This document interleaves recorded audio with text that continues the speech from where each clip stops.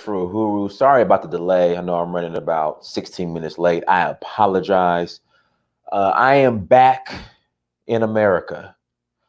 Just got back from Nigeria last night. We had an excellent time in Nigeria for the tour. With that being said, the next tour is in November. So if you're interested, please shoot me an email. Search for uhuru@gmail.com. So if you guys want to join us for the November tour, hit me up. We had a great time, excellent time in Nigeria for the first inaugural Search for Uhuru tour.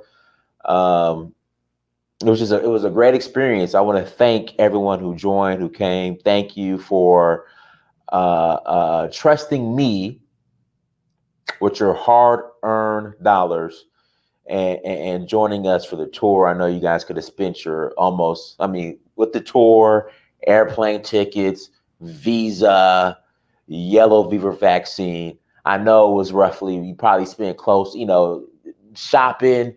I know you spent close to four stacks. So you could have easily spent that $4,000 somewhere else, but instead you chose to support us and come on the tour. So I want to thank you guys for that. I really appreciate it. Thank you, thank you, thank you, thank you, thank you. Like I said, we had a great time. Make sure you guys hit that like button as you come into the chat room. Make sure you subscribe if you're new to the chat. Make sure you guys share, all that good stuff. But today's topic, we're going to speak on the difference between the white Christians and the African Christian. Now, Donald Trump, right, was questioned on his knowledge on the Bible. And I guess his response, in the eyes of many, proves, in quotation marks, that he's not a real Christian. Quotation, he's not a real Christian. So a lot of people have been, leveraging this sound clip or sound bite, as proof that Donald Trump, right, is not a real Christian.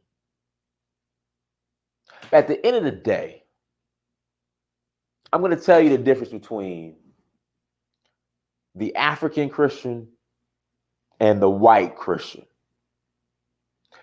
Now, the point is Christianity, right, was used and is still used as a tool of oppression.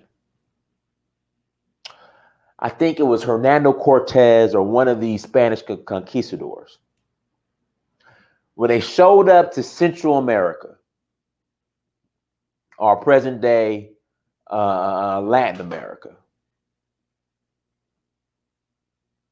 they went back to Spain, and then the Isabel Ferdinand or the Catholic Church justified through the Bible,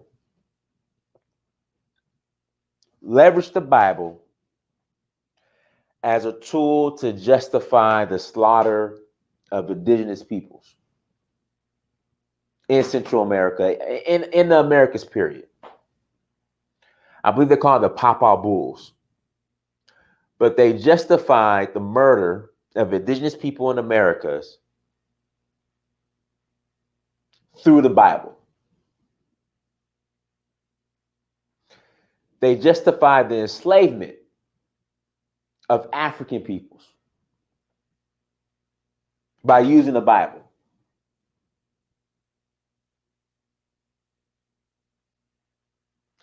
They justified the slaughter, enslavement of indigenous peoples on this earth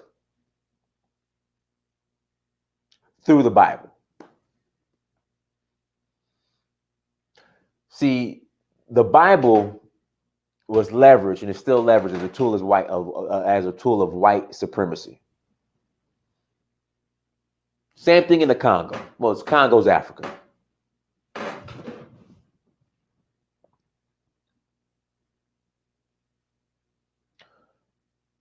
But meanwhile, so with that being said, during colonialism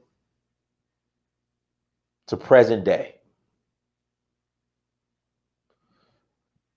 the European Christian, he woke up every day. He woke up. He got up. He got on his hands and knees and he prayed to white Jesus, the European Christian. He prayed to white Jesus. And his prayer was, how can Jesus, in the name of Jesus, in the name of Jesus, how can we conquer this planet? How can we take over this planet? In the name of Jesus. He used Jesus as a means to justify conquering the planet.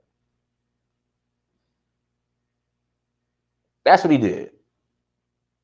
That's all that matters. They could care less about the resurrection and all the other stuff. They were like, look, we're going to use Jesus to conquer the planet. The Arab gets up every morning. He gets up, he wakes up, he makes salat, and he says, dear Allah, Allah, how can we conquer the planet? Dear Allah, how can you help us conquer the planet? Every morning, he gets up. Again, every morning, the European white Christian gets up, or cultural Christian, as Richard Spencer says. He gets up, he gets on his hands and knees. He gets on his hands and knees and prays and says, how can we conquer the planet? How can we keep this African docile and continue to take his resources? Thank you, Jesus, for allowing us, for giving us the strength to get rid of this Indian. That was his prayer. That's his prayer. That was his prayer. But meanwhile, in Africa, the African Christian wakes up. He wakes up every morning, gets on his hands and knees, and he says, dear white Jesus, can you please help Manchester United win the soccer match? Dear white Jesus. I mean, the African Christian, he gets up every morning on his hands and knees. He gets up and he says the prayer. Dear white Jesus, can you make sure Real Madrid wins the soccer match? A lot of these African Muslims, they get up every day and make salat. Dear Allah, can you please make sure Roland Hino, whatever his name is, Cristiano Roland Hino, can you make sure he wins he kicks the winning goal and wins the soccer match? The Arab wants to take over the world through the Quran, through Allah. The white Christian wants to continue to conquer the planet through Jesus. Meanwhile, the African Christian and the African Muslim, they want Manchester United and Real Madrid to win the soccer match. That's the difference between the African Christian and Muslim and the white Christian and the Arab Muslim. That's the difference right there. I'm in Cote d'Ivoire, I'm in Togo, I'm in Benin, Ghana, Nigeria. All I see is pictures of white Jesus, Messi, Lionel Messi, the little Argentina soccer player, and Ronaldo, Cristiano Ronaldo, whatever his name is. Ronaldo, whatever his name is. That's all I see is pictures of white Jesus, Lionel Messi, and Roland Hino, Cristiano Ronaldo, whatever his name is.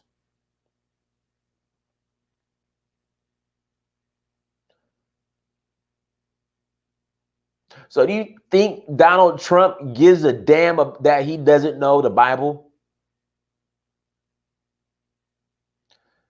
As long as him and his ilk are in power, they could care less about the lack of knowledge on the Bible, because that's not what it's about.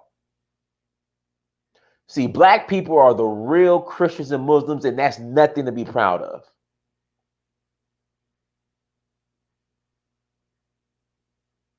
That's the problem. We want to brag about how we the real Christians and Muslims. And that's absolutely nothing to be proud of.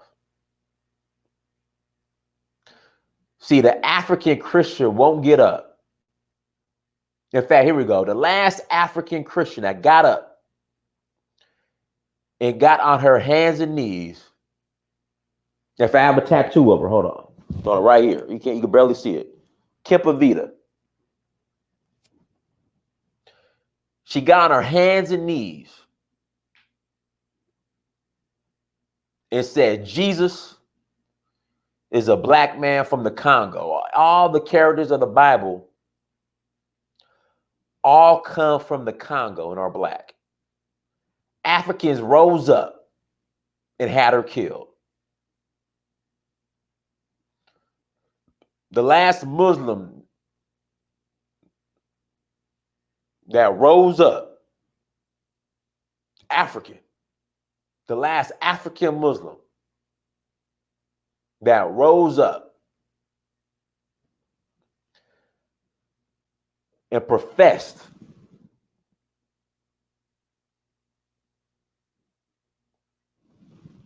the power of Islam for the black man was Amadou Bamba years ago. I don't know what the hell is going on in Africa. I'm in Nigeria. They have Christian churches that look like football stadiums. And every day, not just Sundays, but every day, the African Christian fills this football stadium to pray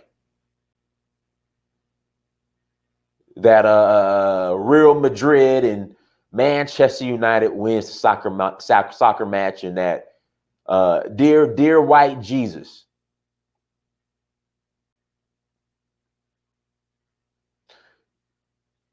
Dear white Jesus, can David Beckham bend it? Can bend it Beckham so he can win the soccer match?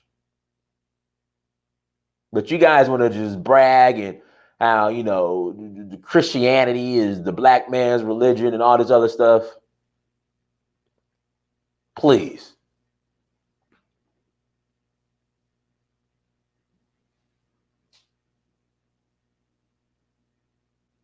This shit is starting to get embarrassing.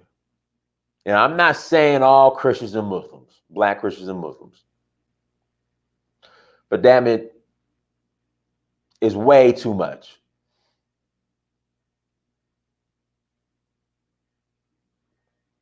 It's way too much.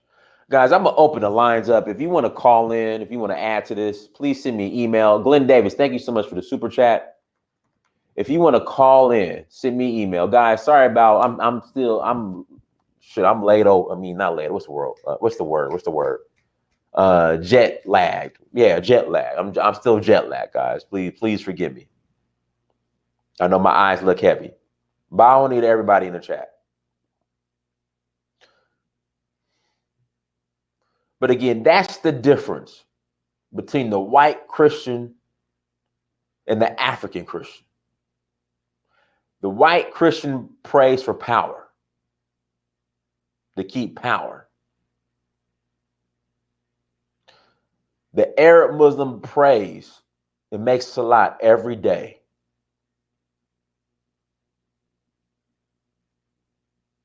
to increase his power in his rule and his domination. Same thing with the white Christian. Meanwhile, the African Christian and African Muslim, they just want Manchester United to win the soccer match. I mean, I don't see no pictures. When I'm in a lot of these African countries, I don't see any pictures of any African soccer players, just Messi and Ronaldo. And then sometimes some old ass some old ass David Beckham pictures. That's all I see. That's all I see.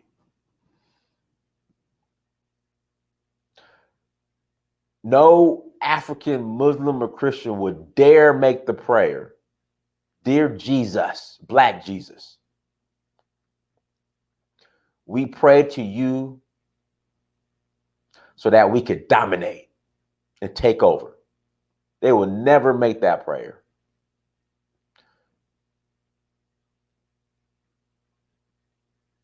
When you go to Kenya, I don't know what it is with Kenya and Uganda, but that's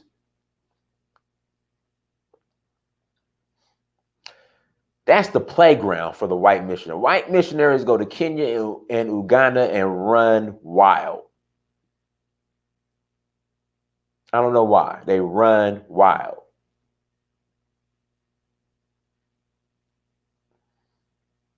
I mean, some of our people are just sick. And in the amount of excuses I hear on why this coonery, is okay, is sick.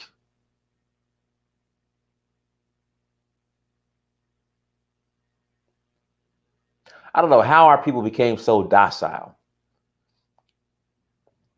I don't get it. I'm still trying to understand. I don't get it. They said, Kanye West said that slavery is a choice. Back then it wasn't. But mental slavery in 2019 is a choice. It's a choice. It's a choice. Mental slavery in 2019 is a choice. Ain't no reason to be this damn docile in 2019. No reason. It's a damn excuse.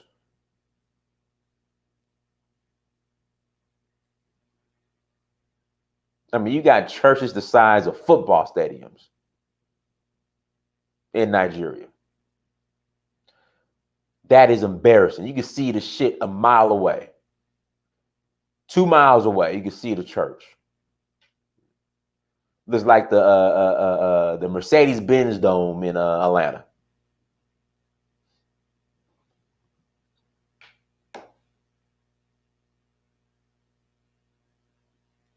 It's embarrassing. All right, guys, you want to call in, email is searchforwho@gmail.com. Send me a link. You could definitely join the conversation. And I mean, if I'm wrong, you're more than welcome to call in and challenge me. That's what I'm saying. Ignorance is a choice. In 2019 is a choice. In 2019 is a choice.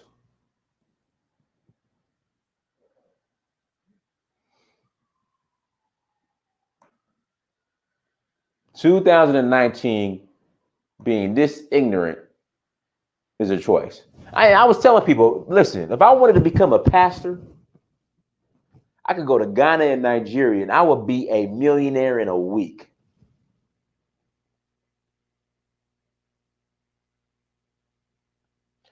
Again, I could go to, in fact, not, I could go anywhere in Africa and become a pastor. I will be a millionaire in a week.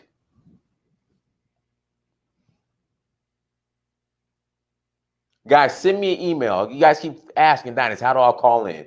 Send me an email and I'll send you the link. Search for who@gmail.com. Shout out to Pirate Brain in the chat room.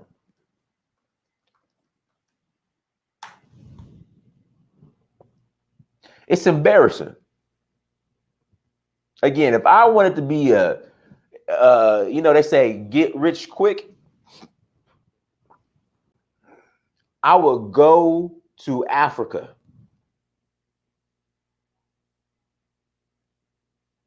I will go to Africa and become a pastor.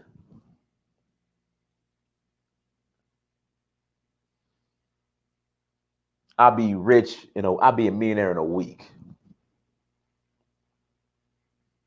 I'll be worth 7 figures in 1 week.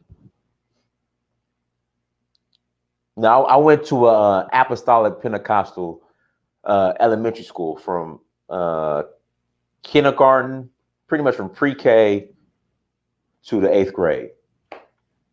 I know all I gotta do is refresh myself on the Bible. I'd be a millionaire in a week. That's sad. That's sad.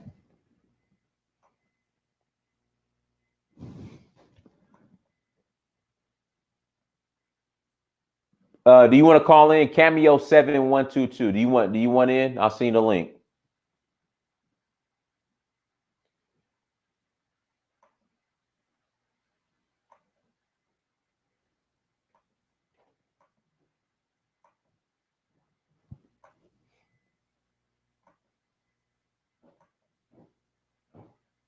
All right, Cameo, I'll send you the link. Go in and call in.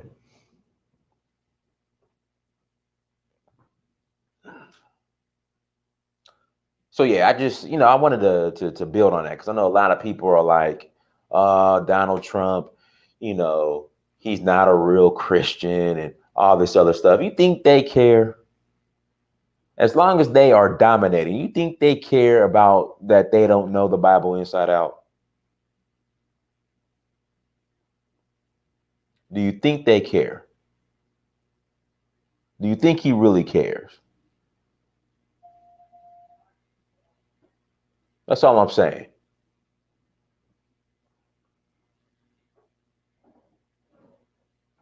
And then the people who's on, who are doing, the people who are on the bottom of the slave ship,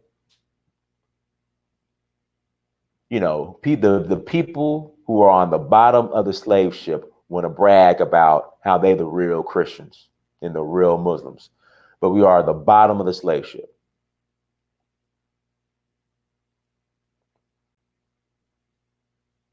But we are on the bottom of the slave ship. But we want to brag about how we know the Bible. It means absolutely nothing.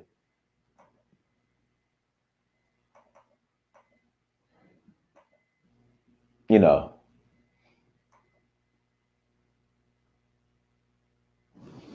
not Nigeria, but this is the thing. Now, this is still the reality.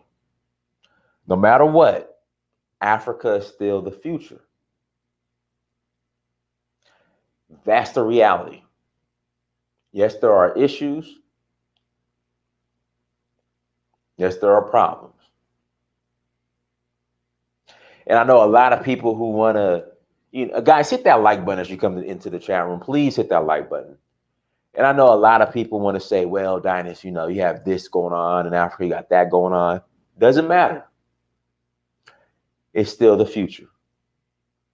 So what? Black African Christians are praying to white Jesus so that Manchester United and Liverpool and Man City and Real Madrid and what's the other teams?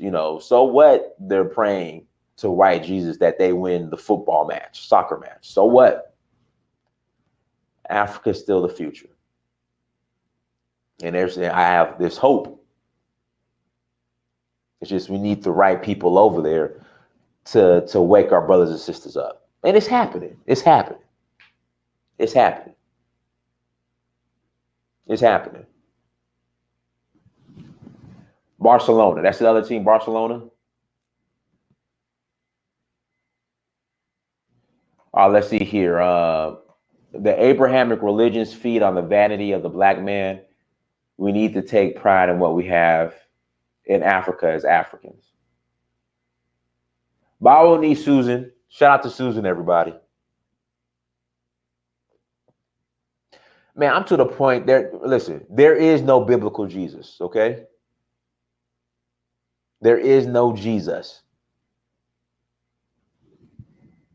There is no Jesus.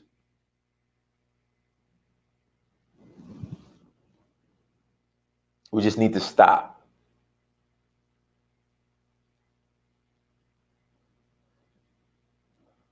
Yeah, you have to question everything. And that's the thing. They don't want to question anything. Mental slavery in 2019 is a choice. I'm going to put that on record. What historical scholars? In fact, Shadowhunter, I'm going to send you the link. You can come into the chat and we can discuss how there's a guy named Jesus never existed. And you could, all your vague historical scholars, you could present all that information. So if you want to come on, the email's in the chat, click the link and come on and tell me about your historical scholars. The guy never existed, okay? I keep saying this in the words of Jomo Kenyatta. Jomo Kenyatta said, when the Christian missionaries, hey, brother Akubulan Unity, you want to come on? In fact, brother Akubulan, if you want to come on, I see the link. And brother used to be a bishop, so he knows the game. He knows the game, brother. If you want to come on, I see the link. Brother Amari, if you want to come on, I see the link. Just let me know, brother Amari. If you want to come on, I see the link. He didn't exist. He never existed. I'll put that on record. He never existed. And people are always this vague. Well, there was a story of a guy that, kind of during that time of Jesus that was walking around and he wore a robe. So, that was probably him. It's always some vague, abstract. Well, some guy said that back in 5 BC, that there was a story about a guy who was walking around Jerusalem, and that could have been Jesus. It's always some vague abstract. So if you want to come on with the vague abstract, I'll debunk that in a heartbeat. The guy never existed. He never existed. He's about as real as Santa Claus.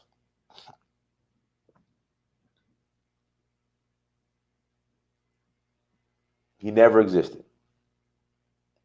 The Bible's nothing more than a plagiarized book. All right, plagiarized from other indigenous, ancient spiritual systems. That's all it is. It's all plagiarized. Where are the characters buried in the Bible? Exactly, my point. They're digging up pharaohs every day, but you cannot find one character from the Bible. You can't find one. You cannot find one character from the Bible.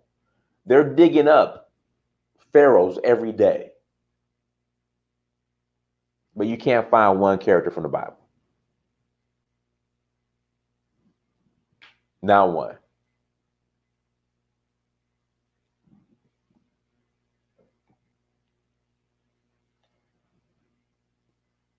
So again, if you want to come on and have this conversation, you're more than welcome.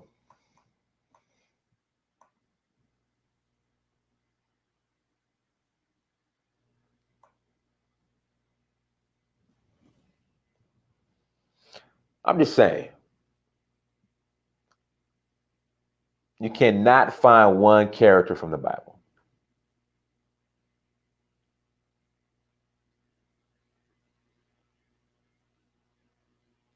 That's all I'm saying. What I mean by characters from the Bible, I mean the main, like, Abraham, Paul. I mean, these people, you cannot find one.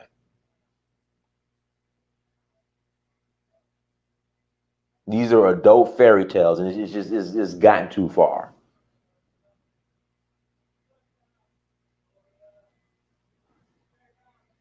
Christian missionaries brought Christianity to Ethiopia.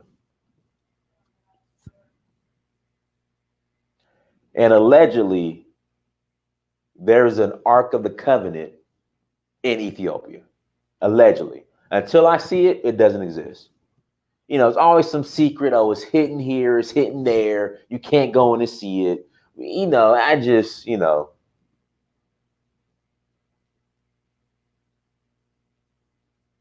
never existed.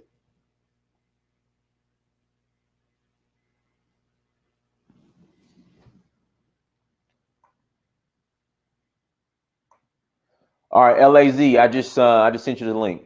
Come up on. LAZ, I just sent you the link. You got about 30, 45 seconds. Let's hop on.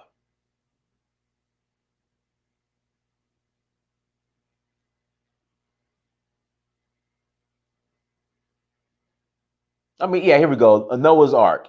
So you want to try to tell me a pair of vipers, a pair of rattlesnakes, a pair of bears, wolves, black widow spiders, a pair of sharks, a pair of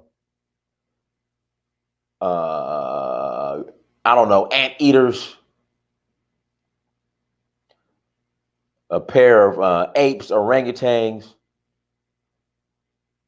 all got on the same boat. A pair of hyenas, all got on the same boat. That shit would be chaos. Pair of Rottweilers and kitty cats, all got on the same boat. Tigers, lion, all got on the same boat.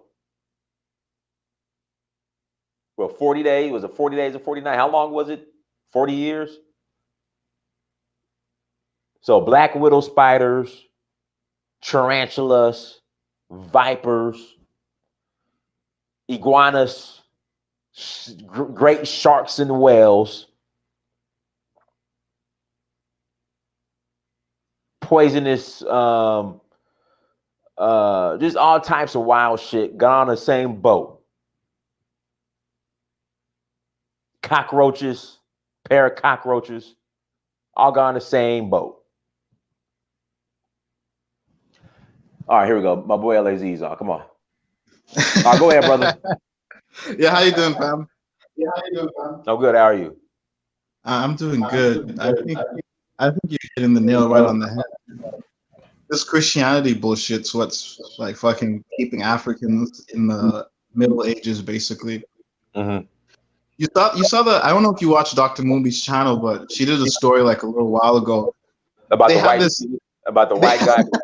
Yeah, man, it's to the point now. Like it's just Yeah, they basically they took this homeless guy from America, put him in like some put him in some rags and shit, and he's just marching around in the streets of Nairobi, and people are literally worshiping him. Mhm.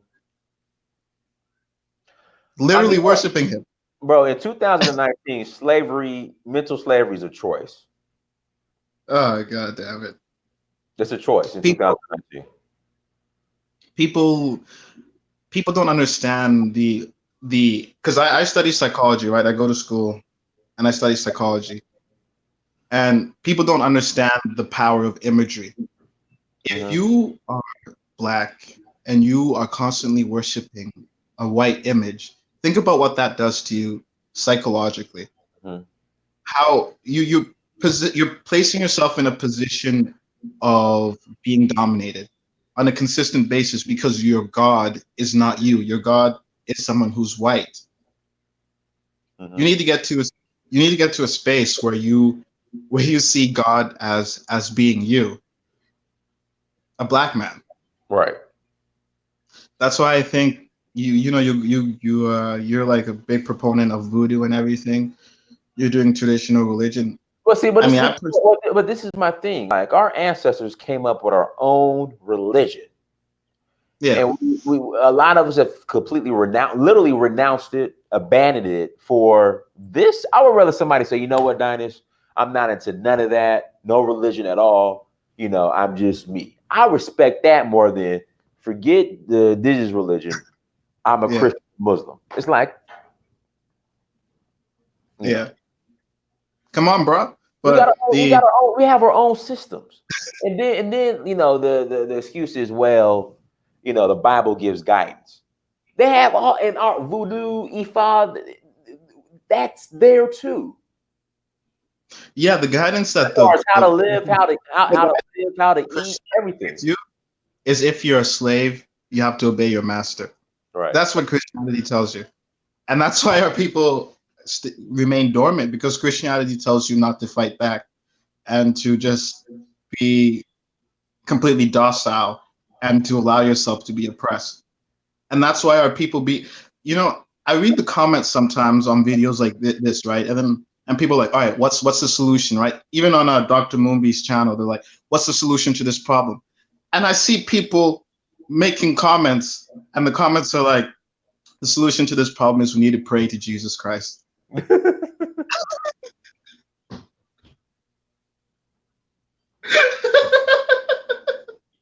Bro, I can't make this up. I can't make this up. We're just completely blind. We stay blind, and it's like at this point, there's no point in telling these people anything because they're completely brainwashed. So, I mean, at this point, all you can do is just put the truth out there, and the people who are willing to see the truth with their own eyes, who are willing to critically analyze and critically think about things, will come to the same conclusion that we have, that Christianity, white Jesus Christianity, is bullshit and was created to control minority groups around the world. That's all I wanted to say, man. All right, no problem, brother. Thank you for joining. Lou Major, I'm about to see. I think I still have your email address somewhere. Let me see if I can find it. Yeah, Lou Major, I just sent you the link. Come on in. Our Haitian brother, Lou Major. All right, Lou, I just sent the link, brother. Come on in.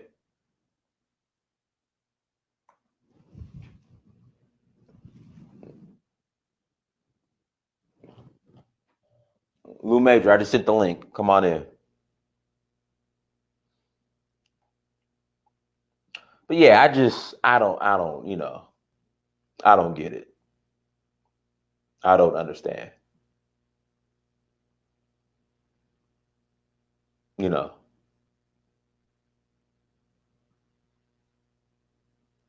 And see, we need more. I mean, and this is the thing. If you're, you know, you have black cultural Christians, and they're like, listen, Dinas, the reason why we're still Christian is because I guess Christianity was used. You know, some of our greatest black leaders were Christians. Okay, I guess. All right, Hello. Lou Major, go ahead, brother. Hey, how are you? I'm good, man. How you doing today? I'm doing well. I see you returned back from your trip. How was it? Oh man, trip was great, man. I didn't want to leave. Thank God I'm going back to Africa in October, and I'll be back in Nigeria in November. Wow, wow, wow.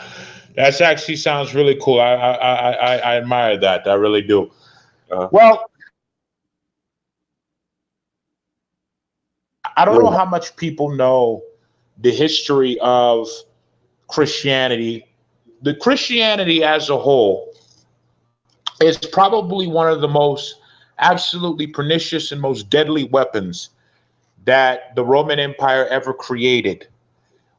Because of the fact, what happened here is after the fall of the Claudius dynasty, which is where you hear about Emperor Nero and all of those guys, there came another dynasty called the Flavians. Now, during that particular point in time, you had the Jews who were constantly rebelling because if you actually read the Old Testament, it's a militaristic religion. Judaism is a very militaristic religion. It's not a docile religion. That's why it's very popular with males. They couldn't subdue them. And so what they literally did is they burned all the old manuscripts, which is why you have the Dead Sea Scrolls, and they created this pacifistic religion. And when they saw the success of it with the Jews, they've literally used that religion ever since to constantly enslave people. Like if you understand how Ghana got conquered, it's actually quite amazing. They sent missionaries into Ghana.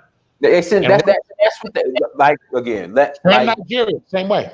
Like Jomo Kenyatta said. I think I didn't say. Jomo Kenyatta said when the missionaries came, the Africans had the land, the missionaries had the Bible.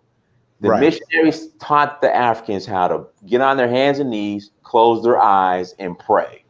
When they woke up, the missionaries had the land, and then the Africans had the Bible. Well, yes, absolutely. And the problem is it's such a pernicious weapon because it takes your mind, man. Like once they have your mind, it doesn't matter. Like I believe that here's where I think we're at right now. And I need people to hear me. We are at a critical juncture that if we as blacks, as Africans, don't wake up and get our shit together, we're going to lose Africa again. And the second time around, it's going to be a hell of a lot easier because the African still hates themselves, still sees the white man as God, still does everything. They're primed to be slaves. And what you have to understand is it's not just Africans. Black Americans are the same. Black Americans are still going to church every Sunday. It is a profound weapon. Like Black America right now is on pace that by 2053 will have an average net worth of zero. Do you understand? Do you understand what that means? Yes. Right? A net worth of zero. That means you will have no wealth.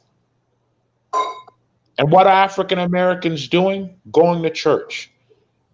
So you have to think about that, like just how powerful that weapon is. And I don't have any answers as to how you stop something like that because that shit scares the shit out of me. I'm not afraid of many things, but I am afraid of the state of our people right now because of this of Christianity. That shit scares this. I mean, you think about what the message of that religion says. It says that you are born in iniquity, that there is nothing good about you, that any good deed you might have done or think you'll do in the future it has the value of a filthy rag. And the only way that you can be redeemed to salvation is if you believe in this blonde-haired, blue-eyed white man in the sky. And you have to go through that white man to be able to have access to God. No white man, no God. You know what? This is what needs to happen now. Scares the shit. You have guys like Paul Kagame who pretty much kicked all those churches out of Rwanda and mosque. Mm-hmm. I'm for letting Paul Kagame just run all of Africa for about 20, 25 years. Listen, I think that would be good, but here's what would happen. Let me explain to you what would happen. The powers that be would just kill him and replace him. And I'm explaining to you why, because a kind of microcosm of this is, I believe I brought this up the last time, is the Colin Kaepernick Jay-Z thing. Okay. Did we build on that at all, or somewhat, or We didn't. I just simply brought it up as a reference point. But the Colin Kaepernick Jay-Z thing is actually a really good example of how dire our situation is. Because if you need to understand, Colin Kaepernick, right? He's mixed race, half black, half white, grew up in a white household. So this man has completely detached from the black community. In 2015, he heard about a black guy getting killed by the police. It moved him so much that this man, who was making $12 million per year, risked his entire career for his people. He could have done what every other pure Negro does in the league and just do what they're told, collect their check, and not give a fuck about the community. But he sacrificed. Now, you want to talk about a man who really could have done nothing, no one would have ever said anything? It's Colin Kaepernick. But he did that, right? Now, he loses his job. First of all, he loses his job. The rest of the other black people in the league did nothing. Now, I think there's a bunch of men in this room. I sometimes wonder, how do you as a man look at your young child? Because your child sees this. What are you saying to your child? Be a coward? Right. Be weak? Nobody backs him up. He loses his job. And then he continues to fight. The NFL just pays off Jay-Z. Jay-Z comes in, makes no real promises. And dude, there are people who are getting on national TV. I suggest you go on look up the Marcellus Wiley when he was on Fox News just the other day, got on national TV and said, he is a half black person. He shouldn't have been speaking on this anyway. You had people like getting on national TV saying, fuck Colin Kaepernick. I'm riding with Jay. This is the mind of people right now. You know what the irony is?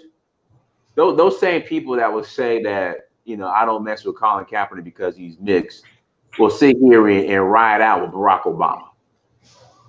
That's my point. So what I'm saying to you is, look, I love my people and I have a tremendous amount of faith for my people. But if we were to have Paul Kagame openly rule Africa, and I don't think it would.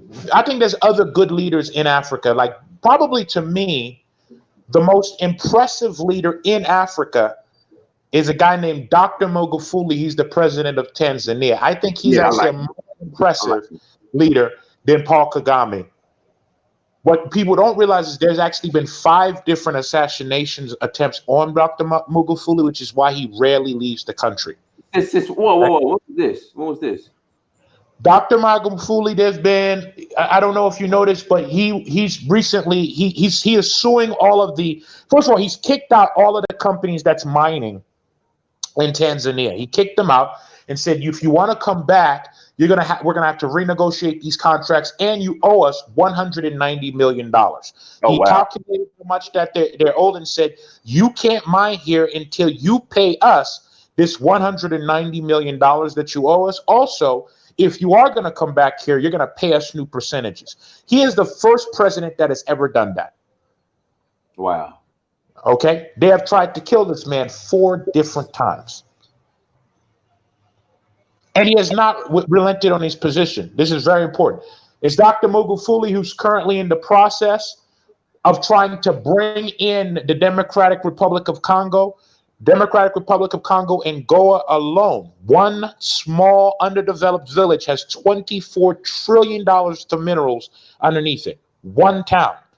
He is the one who's orchestrated the deal between Congo and Rwanda, because Rwanda has the ability to process coltan. They figured that out.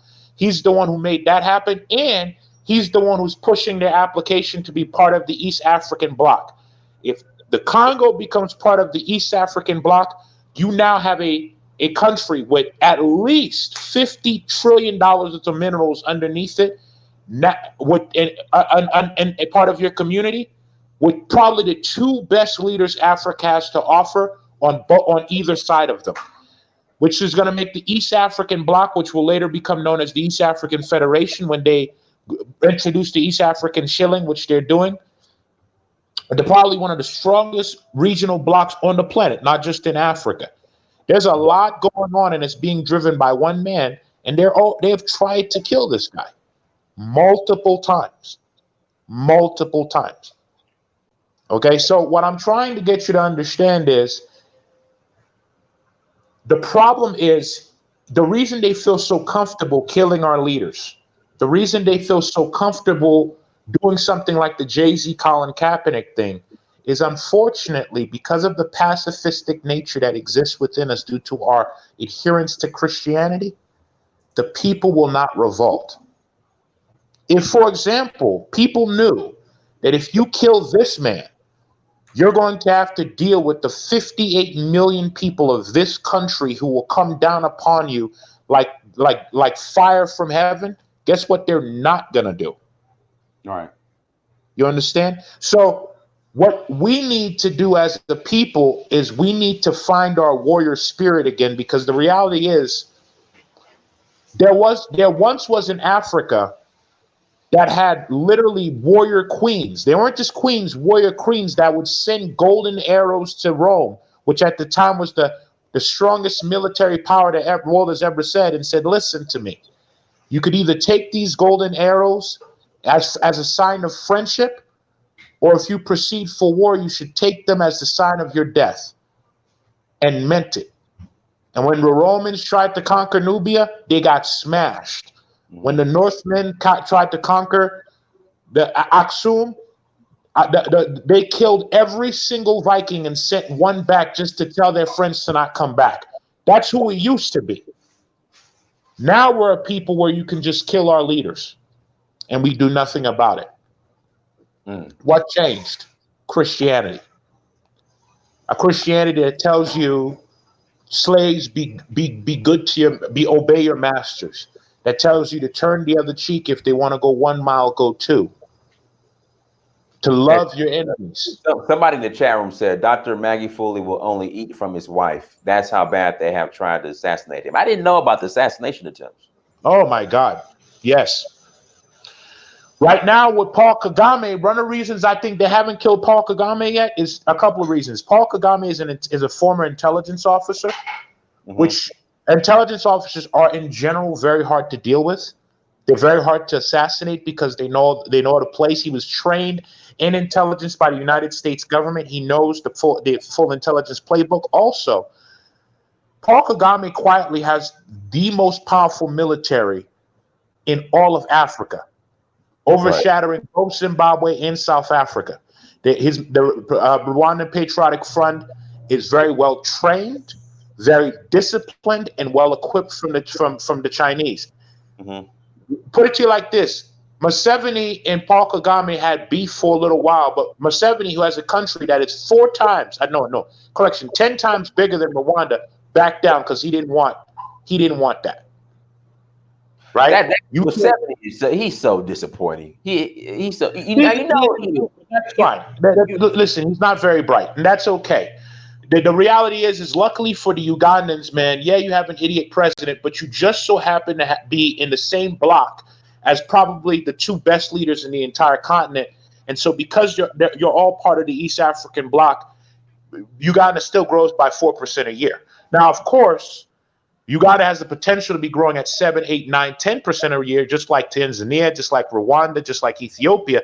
Relative to the rest of its colleagues, it's an underperformer, but it's still getting economic growth just from being around competent leaders.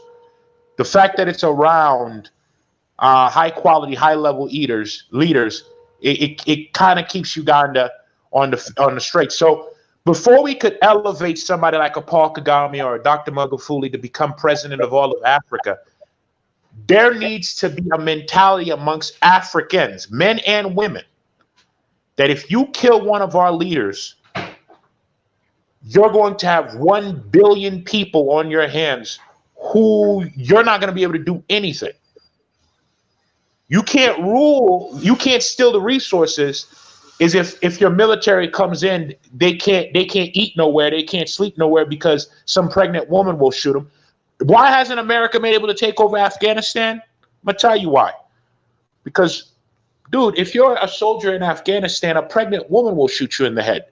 You Right. can't sit down and have a fucking sandwich because the entire population will not allow themselves to be ruled by you.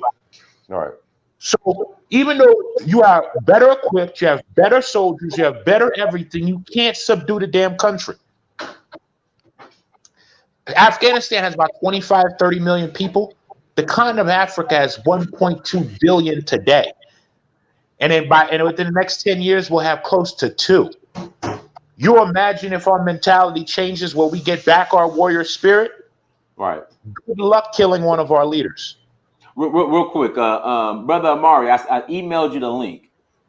Brother Amari, I emailed you the link. So just when you're ready to come on, just let me know. And then everyone who super chatted, thank you so much for the super chat. For some reason, I'm not able to post in the chat. I don't know why. It's not allowing me to. But you take the problem is you take the Kaepernick Jay-Z situation. Right. When you send a message to other would-be leaders that we will turn our back on you, we will say on national TV, fuck you, for somebody else who has sacrificed nothing. Like, you have to understand this, man. This is the most embarrassed I've ever been in my life to be a black person, ever. Go ahead. Because, dude, you could go on TYT and white news networks and they're confused by our actions. Right. Like you have to understand, when white folks are looking at what you're doing and saying, what the fuck? Like, go on TYT Sports and listen to Derek Storm discuss this issue. How is it that white people are more woke on our issues than we are? Like, where white people are literally saying, like, what is going on here? Like, I can't believe you said that on national TV. Derek Storm literally said, I can't believe Marcellus Wiley said this on national TV. You could think that shit, but how do you say on national TV that because his wife is Egyptian, she doesn't have the right to speak on black issues? That because Colin Kaepernick is half white and grew up from white parents, he doesn't have the right to stand up for our issues? Mm-hmm. How does that happen? Now, keep this in mind. Marcellus Wiley, who was in the league, had 3 different incidences where black men were gunned down by police. He didn't say anything. He didn't do anything. But he's going to get on national TV now and say this light-skinned brother didn't have the right to say anything because he wasn't black enough. When you start thinking that that's where we're at as a people, man, dude, that shit scares me, man. Like, I'm not scared of many things, man, but that shit scares me, man. How are you not scared? Mm-hmm. Right? I'm not scared of white folks. I'm scared of us. I'm scared when white folks comes with guns, we won't even fight back. We'll just surrender. One second. Brother Amari, you were just on, but okay, here we go. He's back. Hold on. Brother Amari, go ahead. Well, what you would like me to touch on, Prince? Touch on, you being a former bishop, and being in the church. Like, let's touch on that and how just how embarrassing in 2019 how this just white Jesus and people making excuses for it. It just, I mean, go ahead and go in on it, Brother Amari, since used to be a bishop. Okay. Well, I first of all, I could definitely understand why. I'm not going to act like as if though I wasn't closed-minded either. That type of doctrine will close your mind. It will desensitize you to the fact that you're not in the African mentality. So with me being a person who had been brainwashed, I can understand why they don't subscribe to it. However, what had happened to me is me actually researching the facts that was presented to me as it relates to the 16 crucified, I believe the 16 crucified saviors, and then me researching how Asar was called the resurrection and the life. So it took me to actually research those things myself. And because of my mindset, you know, I'm the type of person, when I see facts, I don't deny what I see. That's just my spirit. That's just the way Olodumare created me. You know what I'm saying? For others, I believe it may take more of an extensive period of time for them to recognize what actually has happened to them. So some come, you know, expeditiously, others, it take them an extensive period of time. However, when it comes to uh, the conduct of Trump, it is very evident that he is racist. Right. Okay, it's undeniable to me. But however, what we see is those of us who are conscious, we see what has occurred to us due to slavery. I believe that we're still suffering today from post-traumatic slave disorder. You know, as Dr. Joy DeGruy has so eloquently stated, and Dr. Frances Cress Wilson, peace and blessing be upon her, as she also elaborated on before she transitioned. And I see that's what's actually happening to us, man. We've been taught into this mindset. And the bottom line is that's where we are. Uh, I believe that what happened to us is after we were colonized, that it took us out of our mind. Like literally, the African in America and throughout the diaspora, those who've been colonized are literally out of our minds. Literally. You know what I'm saying? We think Caucasian, we talk Caucasian, we dress Caucasian. Our principles are based on, you know, things that the colonizer had given unto us, and we've been cut off. We didn't lose, because you can't lose your culture. You can't misplace that. We was cut off from that. And so in essence, what we have to do is to be reintroduced to our spirituality, and we have to debunk the lies about what's in the Bible. Okay. And so with myself, let me be honest with all of you that's out there today. I was very ashamed of me believing in a virgin birth. And I had to actually, you know, stop being so hard on myself, man, because, you know, I was raised that way from my adolescent years all the way to my adulthood. So you can only think as far as you've been taught. That's as far as your mind is going to go. I'm a psychological person, and as the brother that was on prior to me, to this gentleman that's on now, has stated, it's something that we've been taught into, so therefore we have to be taught out of it. And let's just be clear about this. People have to be open to hear it. However, they've been taught that it's a lie. They've been taught that it's satanic. They've been taught that it's demonic. So the realization is, being that those of us who are on here, hopefully some of you are spiritual, I believe that there's a timing for all of us to be awakened. Just like myself, to be honest with you, when my cousin first had presented these things to me, you know, I had rebutted those things. Okay, but it seeped into my subconscious.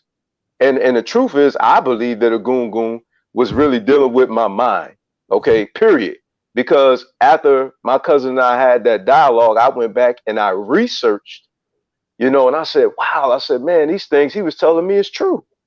Even about the Mashiach being the anointed one and the Christ, and how it's a title, and all these things of that nature, you know what I'm saying? Even dealing with, you know, the original Trinity, you know, back in Kemet, man, I could, me personally, I had refused to deny what I had read. And so honestly, that's what actually had helped me to relinquish my position as a bishop. Not only that, but also when I found out that they taught tithing wrong. You know what I'm saying? When I found out, according to the Bible, you know what I'm saying? Now, I believe it's allegorical as well today. I'm not a person that subscribes to that anymore. However, it doesn't negate the fact that what's actually documented, they're actually teaching it in error. According to their text, it was for just the Levites. So when I found that out, I started questioning what else was I taught wrong.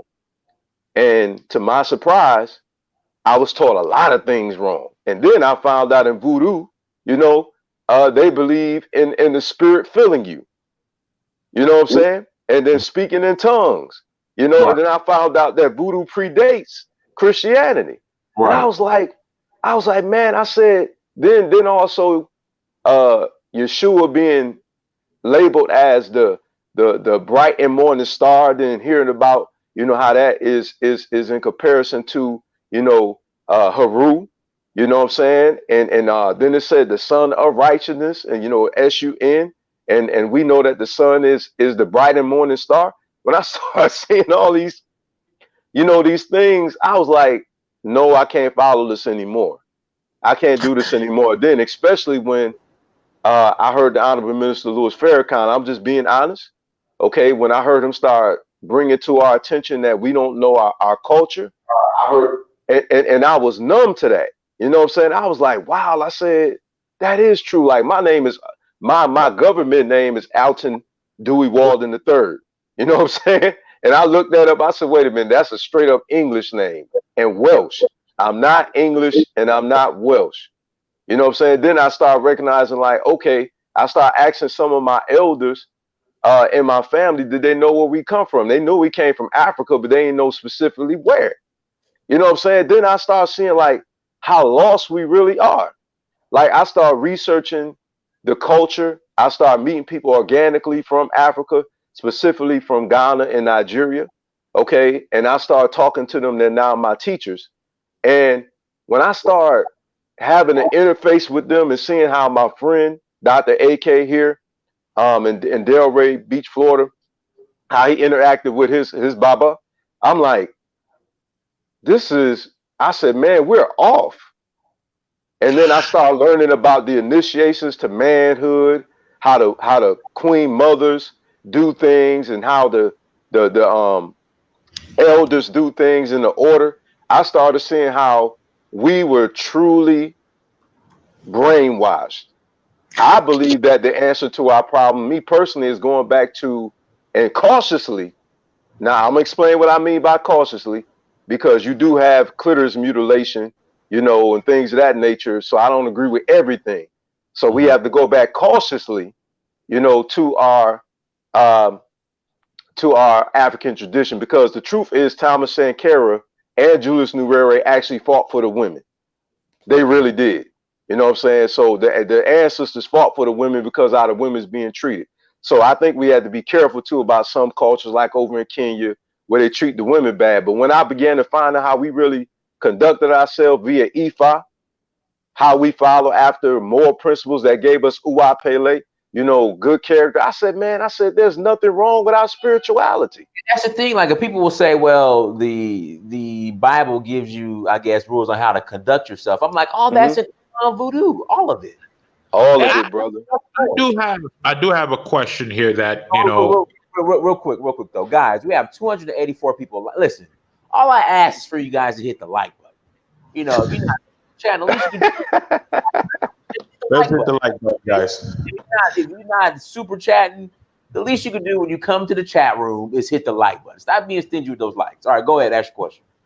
So let me ask a question here. You know, how do we, because I've always had this level of optimism and about but I'm actually at a place of pretty significant discouragement right now, and I think I expressed why. How do we get people to start seeing this?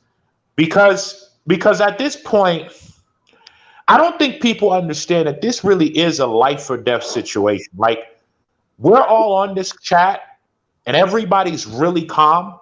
But I think if people actually understood how on the edge we really actually are, I think people would probably take this more seriously. Maybe this will help people understand something. In 1960, do you know how many black people were in America? Does anybody know? This is in 1960. Yeah. Probably what, 30 million? No, it was 40 million. 40 million, okay. Okay. Do you know how many black people are in America today at 2019? Well, like 55 million? No, 40 million. You sure? Very. Okay. Let me ask about. Do you mean Black Americans, or are you including the Black immigrants? Black Americans. I'm focusing on Black Americans. Okay, about 40 million. What we have, let me give you an idea here. We lose, okay, an excess loss. That means losses that are preventable and avoidable, okay, we lose 83,000 people per year. Okay? Right now, since 1978, since abortion became legal, there has been 50 million abortions in America. 30 million of those have been black children. Do you understand? So between mass incarceration, abortion, genocide, lack of medical care, our constant lack of wealth. Like we are in America, we are about 13 to 14% of the population or so, and we own 2% of the wealth. And we're on track right now to be at zero wealth by 2053. And this is important because before we used to have at least 10% of the wealth. Now we have 2% of the wealth. We went from having 20 million acres, which is very small, but 20 million acres of land, to less than 5 million acres of land. But what we have to understand is we're literally dying. I think that, because until I always had this optimism, and I always had this very positive outlook on Black America, like we can do it, we can do this. But then when you actually start understanding the numbers, this is a very sobering reality.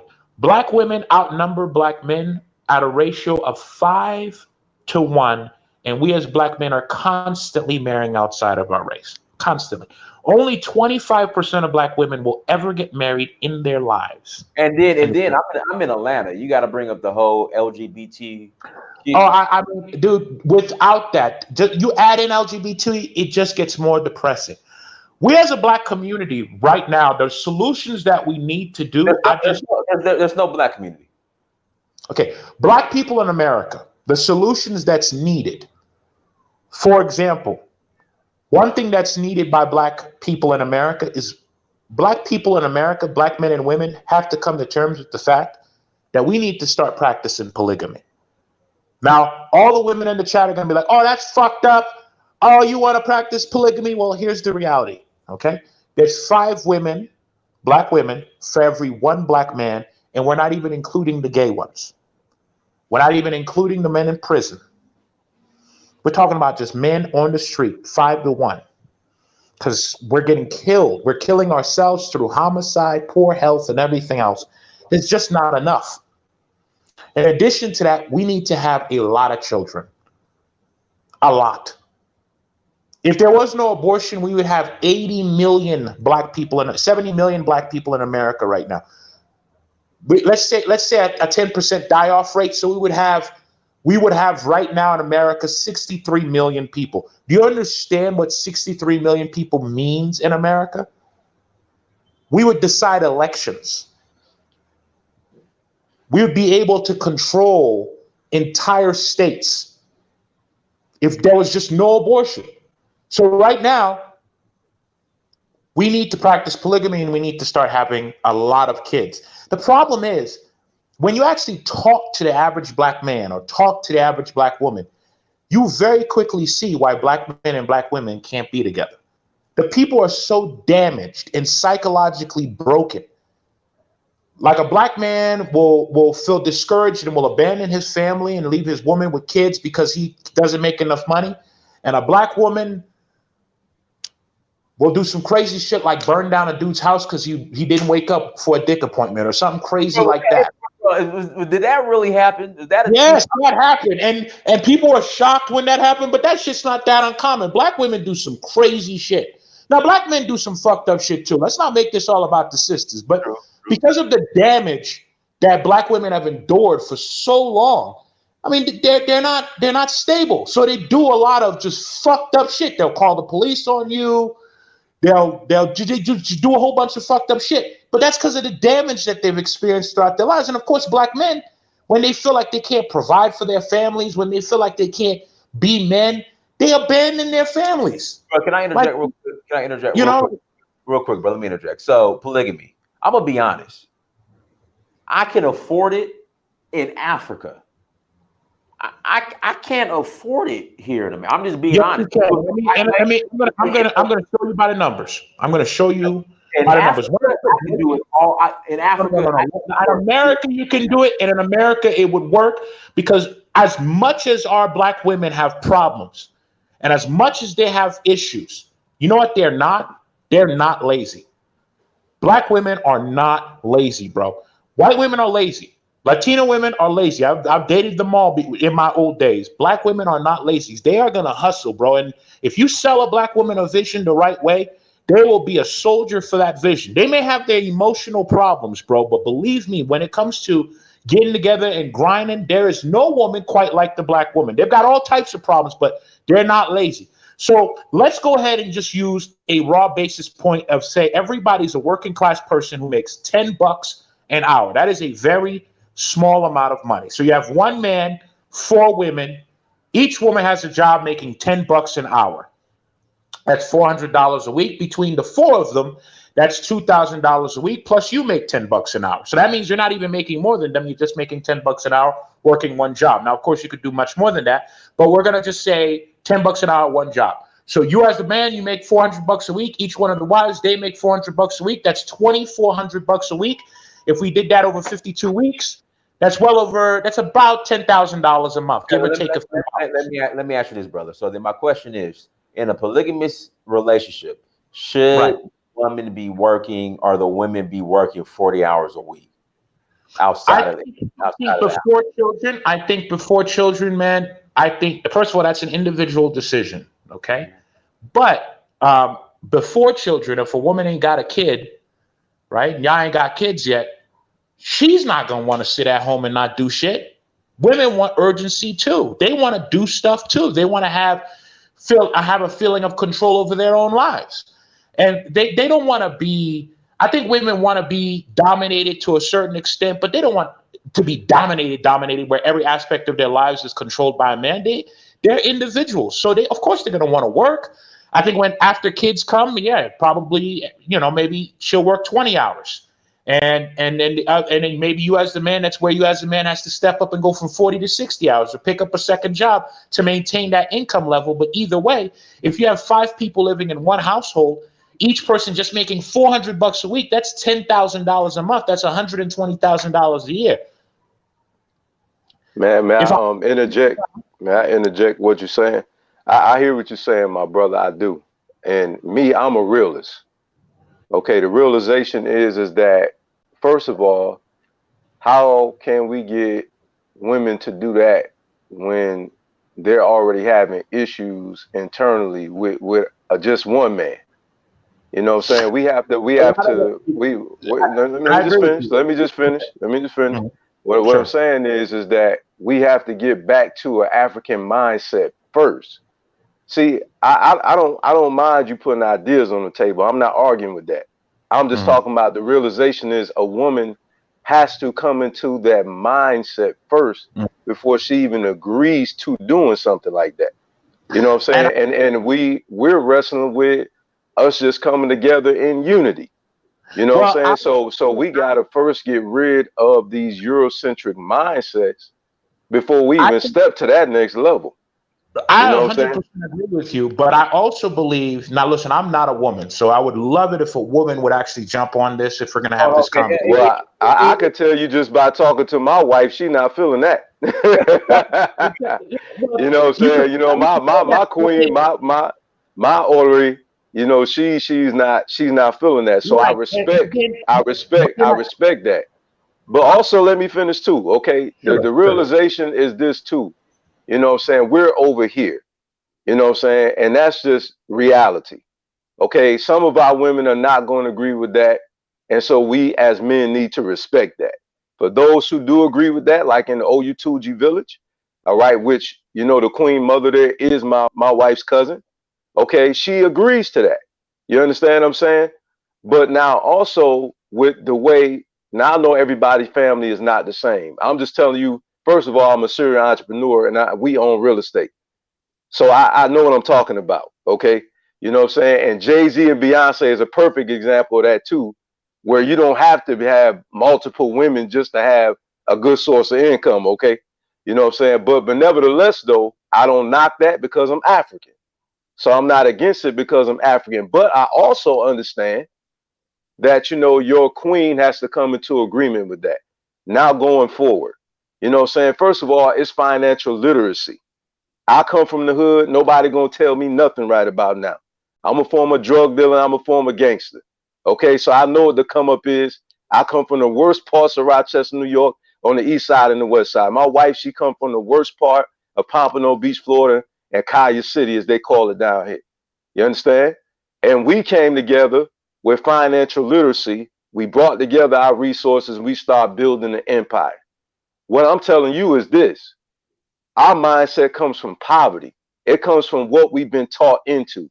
A lot of us, we don't even think outside of the box of welfare. You know what I'm saying? A lot of us don't even think, you know, to go to college and to come back to our neighborhoods and to start businesses there.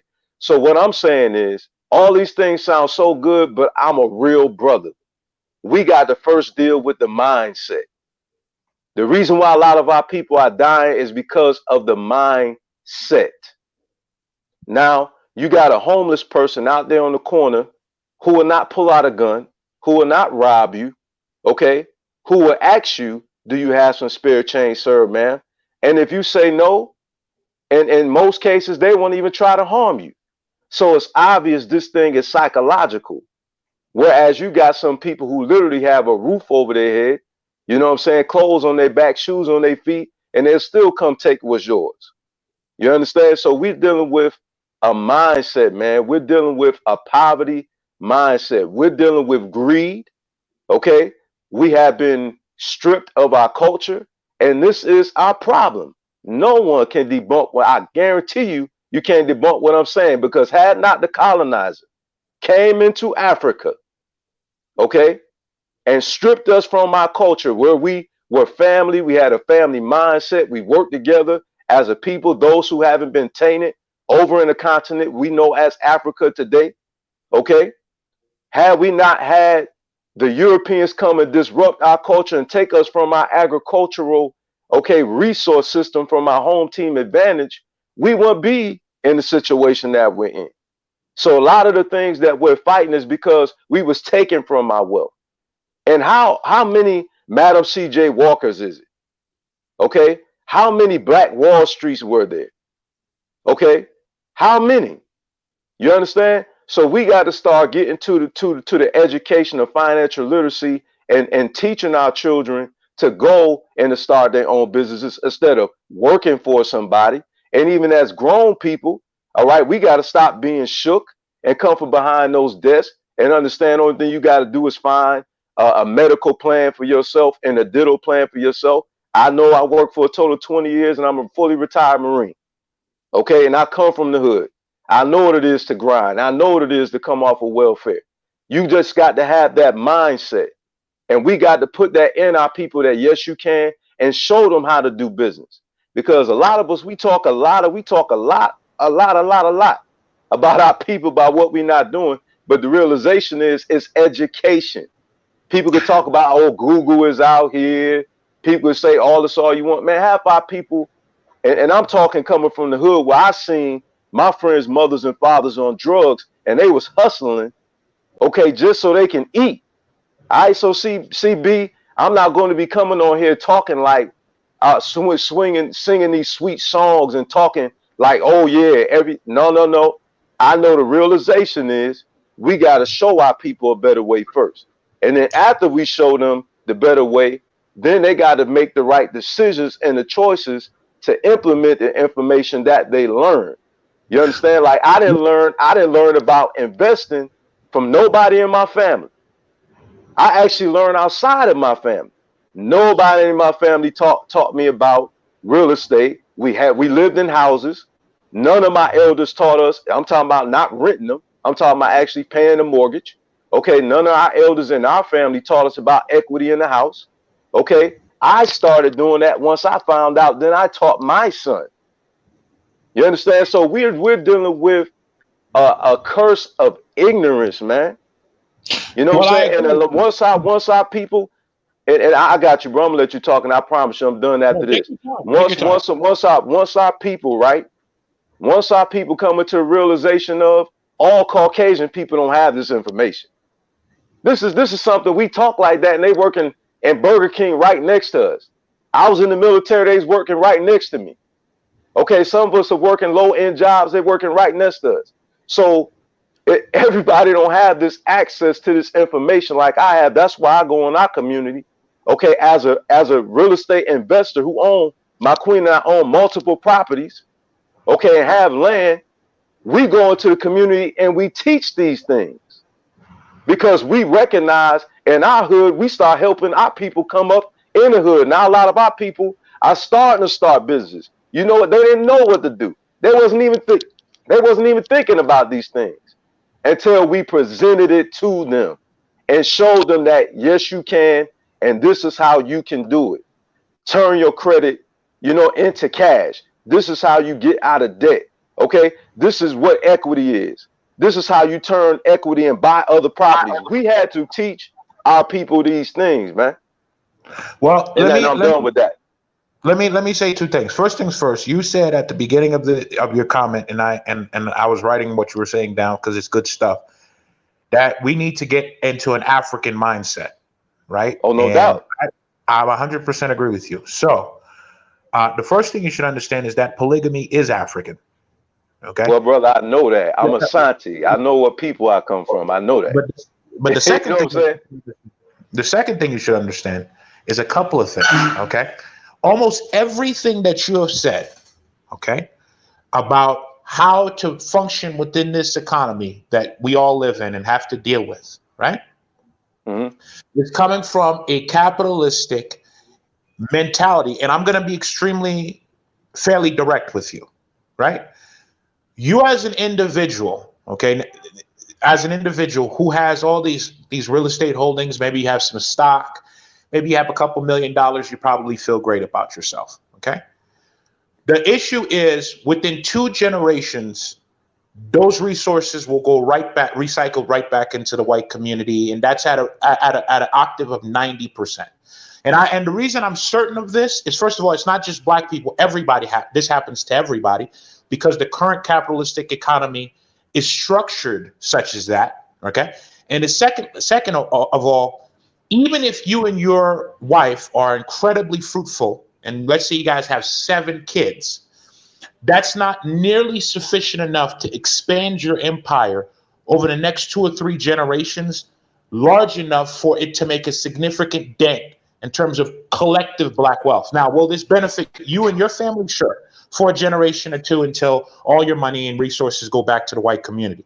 So what you're teaching people, right, is great. And that's all very valuable. But there's a couple of many things that I heard when I was listening to you, is that a capitalistic economic system that exists, that the European, which by the way is again not African, the way Africans always grew wealth was in actual real assets, not mythical assets.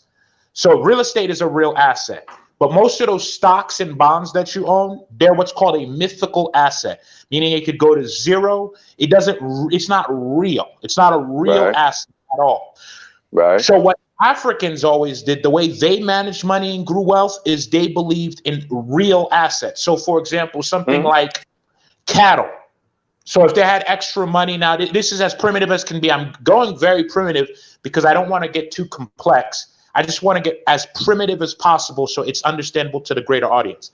So an African might think, okay, I have an extra, $1,000 just for a metric of measurement. I'm going to take that and buy 1 cow and 1 heifer. Because I know in 1 year, I'm going to get another cow. Okay? Now, what you may not realize is, as primitive as that might sound, right? To buy 1 cow, 1 heifer, what the fuck am I going to do with a cow, right? What you don't realize is that they just made a 50% return within a 12-month period, right? Our African ancestors believed in the acquisition of a real asset, such as gold, right? We were the first community of the first racial group that mined gold and silver. And so a rich African man before colonization might have tons and tons of shekels of gold. They didn't take it in bars, they had shekels, which means a piece of gold. And they'd have tons and tons of real physical gold. That's why when they were conquered, they took all that gold back to Europe, because all the rich African rulers, they would have multiple wives, lots of cattle, lots of gold, lots of land. The whole reason I say all of this is because the entire economic system that you're teaching our people is inherently flawed and wrong. And in addition to that, doesn't actually really help anybody. Because what you're doing is you telling me that what I'm teaching people is wrong? Yes, and I'll explain why. Because you're teaching. No, bro. Wait a minute. Time out. Hold on. Time out. First of all, you took a part of what I said, and you're going to tell me what I'm teaching. What I'm teaching people is wrong. You understand? So no. Wait. Hold. Time out, bro. There's people that we have helped them start their businesses, and they're going into full-time entrepreneurship and teaching their children. That's so. So what you're saying? No, I got to stop you. You know what I'm saying? Because there's nothing in error about that. Teaching people to work for themselves, and no, wait, time out. I said I taught them about real estate. That is an asset. So I don't know what you're talking about. You're teaching them a capitalist system. Well, you and I disagree on the fact that I believe in teaching our people stuff. I just don't believe in teaching them a European capitalistic system that goes directly. Well, first of all, you are in a system that a white man created. A black person didn't create this system. So what are you talking about? So the reason why our people couldn't get a piece of the pie is because the Europeans are the one who had it on lockdown. Because we didn't come, we came over here as the product, my friend. We didn't come over here as business partners. So okay then. So what are you talking about then? Wherever white people colonize that area is a European system, brother. Look at the currency. So what are you talking about? There's no way around. Even when you go through customs, even when you're dealing with, okay then. So when you're dealing with import, export, is it an African who made those laws, or is it a white man? So that's common sense. What are we supposed to do? Not teach them nothing?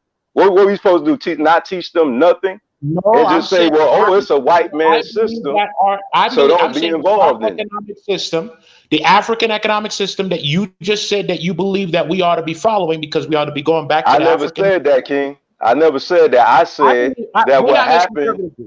No. Let me finish saying what I'm saying, because you telling me, no, time out. I'm going to say what I got to say because I know what I said. You understand? So you telling me what I said, and I know what I said. What I said was, the reason why we didn't have the wealth is because we was taken from our land. It's common sense. We was taken from all of our, okay then. So what are you talking about? I said, when we go back to our African tradition, no, let me finish saying what I'm saying, and let me explain what I'm saying, because you telling me what I'm saying, and I know why I said what I said. All right? So I don't like when nobody do that. Let me say, let me talk for myself. Let me talk for myself. Don't tell me what I mean. Let me talk for myself. Yeah, right? I'm in agreement. Go ahead. Now this is what I'm saying. When I said culture-wise, I'm talking about the mind of an African, our spirituality. No African in their right mind will call our spiritual system satanic.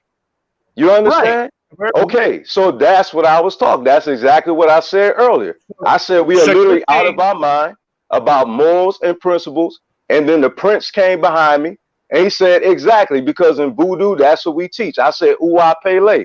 I said, good character. Okay. So right. If I'm I don't know where you're getting from what you're talking about, bro. Okay, because here's where I got confused, because you said spirituality and went into how we function in terms of our financial literacy.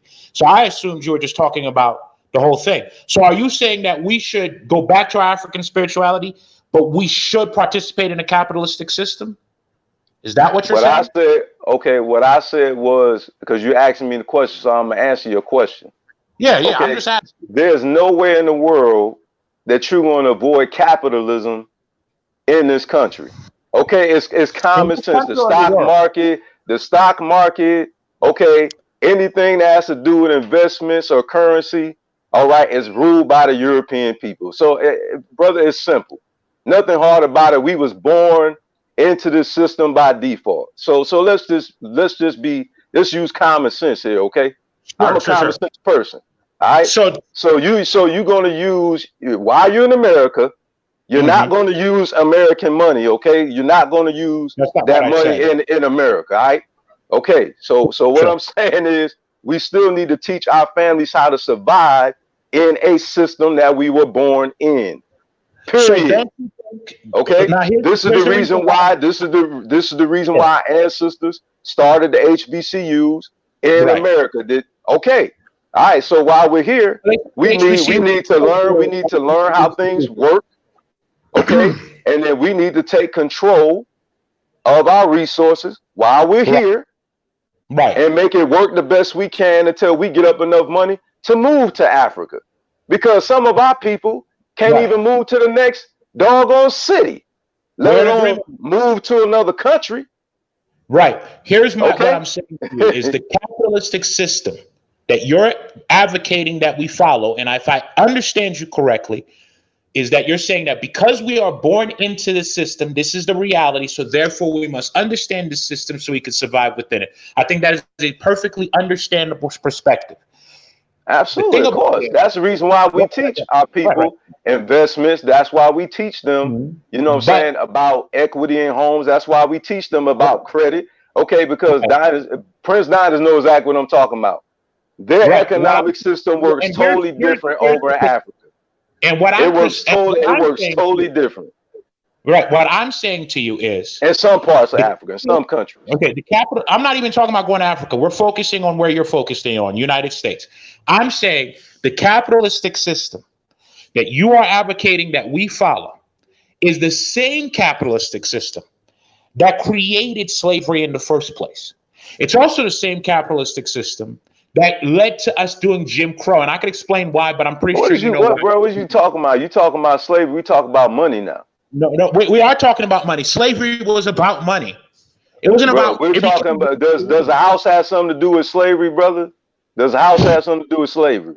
So what I'm saying, buying. Okay, then that's what I'm talking about. I'm talking about buying assets and starting businesses. You're playing the game, right? It's like, for example, if you're playing in the NBA and you're going up against the Golden State Warriors. The Golden State Warriors play by shooting a lot of threes. It's more complicated than that, but we're going to simplify it. They shoot a lot of threes. If you go out there, if you as a team are more of a physical down low post team, and you say, well, I'm going to go ahead and play Golden State Warriors and I'm going to shoot a lot of threes, you are never going to win that game. What I'm actually proposing is I'm saying other people, other racial groups, and I know everybody hates it that I bring up the Chinese so fucking much, but they're the newest kids on the block, and they've just done a really good job, and you got to respect them. And what I'm saying is Chinese, they practice their own version of capitalism, if you want to call it that, but they do it their own way. They don't follow the rules that has been laid out, because everybody who follows the rules that the white man who created the capitalistic system. That's BS, and I'm going to tell you why, because nothing come in this country. Okay, even these foreign cars can't come in this country without going through the white man's system. All right, so come on, man. You're not talking to somebody who don't know how things work. You understand? Hold up. You're not talking to somebody who don't know how things work. I do business in Africa too. You know what I'm saying? So I don't get what you're trying to say, bro. I'm just gonna tell you the way it is. All due respect. I don't know what you're talking about. Angry, which I think is probably my fault because of how I presented by saying you were wrong. No, I don't know. You don't even know me. You know what I'm saying? I'm not even upset. This is the way I talk. What we came across has caused us to be clashing, but I'm saying it's my fault. I'm acknowledging that. What I'm actually saying to you is, yes, every car that comes from China or Persia or whatever else has to go through U.S. Customs. We fully understand that. But how they structure their economy, how they do capitalism, both in the United States and in China, is drastically different. Okay, let me ask you this. Can you give me an example of how the Chinese do business in America? Capitalism, by its very nature, is very individualistic. And so the idea of capitalism, for you to understand the difference in China. Okay. So you're talking more group economics. It's more than that. Okay, So for example, right? Capitalism is all about private ownership, private means of production, right? So I own the factory, I own the resources that allows me to go ahead and make money, right? So it's all about private ownership, right? What the Chinese do is they actually are, because of the fact that they're communists, meaning they believe in a communal basis for economic development. Most of their larger companies are either state-owned and state-run, or it is very much state-supported. Now, what that does is it actually gives them an advantage because they're taking what's running their entire company is the fact that their country's correction is the fact that a majority of their people collectively save. They use those savings to actually fund a lot of the ventures that they do, thus allowing them to manufacture things cheaper and just as good, giving them a competitive advantage on the open market. So even though, for example, Europeans hate Huawei, right? They can't not hate Huawei because Huawei provides 5G 50% cheaper than everybody else. And the way they're able to do that is because of their approach to capitalism. Now, matter of fact, the whole trade war. So basically, you're talking about government subsidies. I mean, United States. It's an entire system and metric, in which case of how they run their companies. So, for example, in the United States, every stock. So, my brother here, he's an investor. He knows this. Every stock, the way that it is assessed, right, is on a quarter to quarter to quarter basis, which is why, for example, the CEOs of these companies, they make decisions on how the company is going to be run based off of how the company is going to perform on a quarter to quarter basis, because the goal is to maximize quarterly returns, right? The Chinese run their companies on a 100-year basis because their culture is a very outward looking culture. So it's built into the case of delayed gratification. So the way they run their companies is 25, 30-year plans, rather than we run our companies on 3-month plans. Not annual plans. Bro, he's starting to break up real bad. Okay, not quarterly. Let me repeat what I said. For example, just the way we run our companies, and Japan does this well too, but I'm going to use China for the sake of conversation. We in the United States of America, the way we run our companies in general is on a quarter by quarter by quarter basis. Okay, so we make all of our basic decisions on terms of how we're going to run our companies based off of what's going to happen over the next 3 months. And so, brother, I would also interject and say yearly too. I think we lost the brother. Yeah, then another thing is too, I hear everything he's saying, man, but the realization is, bro, they're in a position that African people are not in. It's like common sense. We have to fight to get our feet in these doors, man.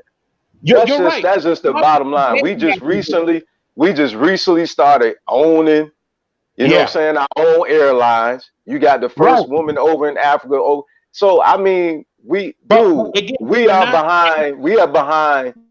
behind centuries. You understand? We are behind centuries. And we all know the reason why they didn't want our foot in the door is because they want to control us.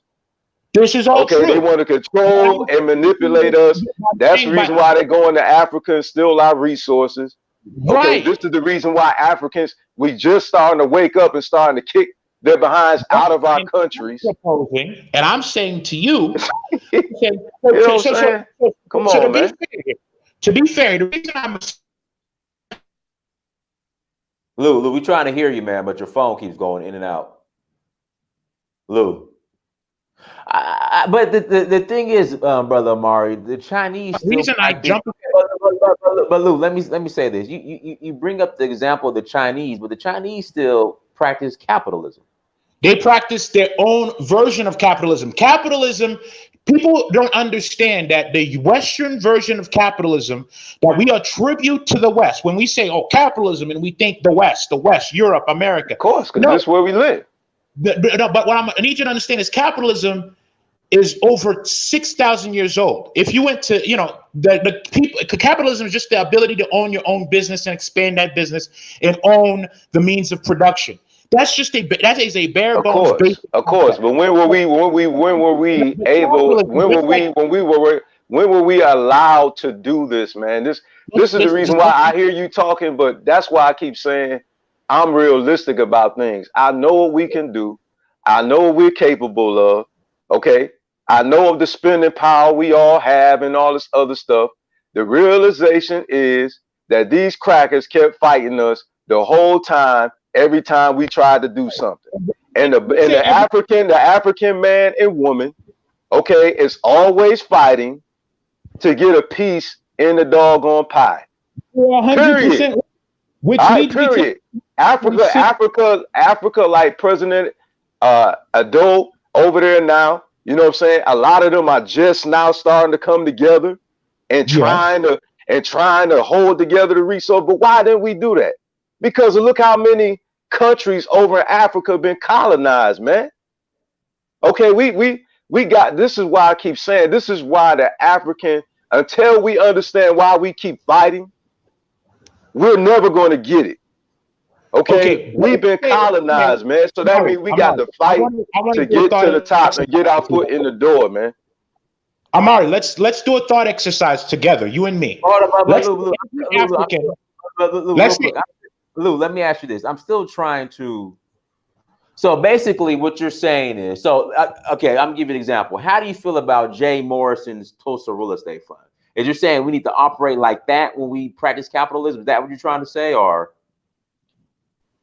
Practice the capitalism of our ancestors. Our ancestors had a system of asset acquisition, of wealth creation and wealth growth. And what's ironic, you know, what's really interesting here, if I could get this out, if we actually practice the African version of capitalism, we would actually acquire a hell of a lot more wealth quicker, because all of the assets that the African values is not valued by Western civilization, which means you could get it cheap and easy. And so what I'm saying is we're going after the same assets that our white capitalists are going after, and are losing to Chinese capitalists, because capitalism is just like a religion, right? Let's say Christianity. There's all types of different branches of Christianity. There's all types of versions of capitalism. There is the white European version of capitalism, and let's just be frank, if you try to play their game and try to run it from their perspective, I don't see us winning, because they make all those rules, right? But what the Chinese figured that out, because one thing I need you to understand is 40 years ago, China was just as poor as Africa, and in some cases poorer. In 40 years, they go from, in some cases, people making less than $1 a day to the second richest country in the world.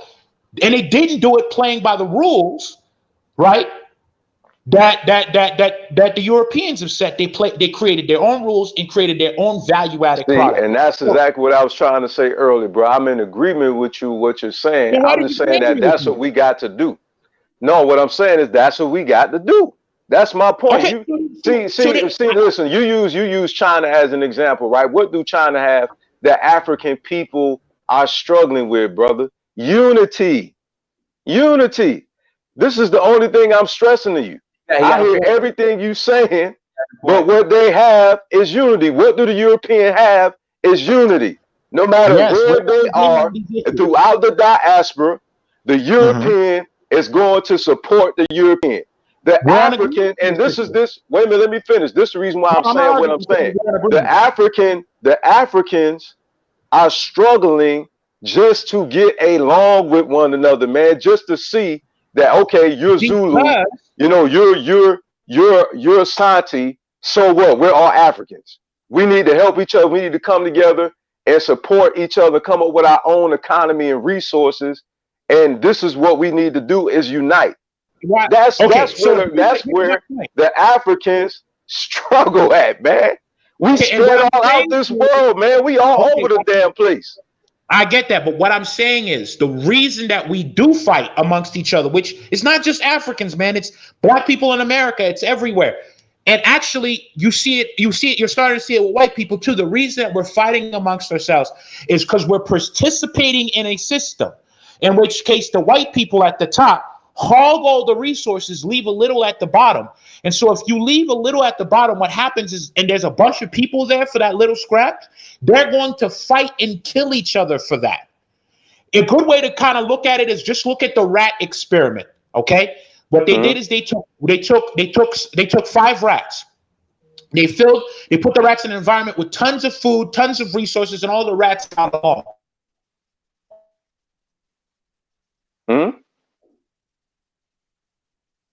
All right, so Lou, real quick, Lou. So, what's the African system of capitalism?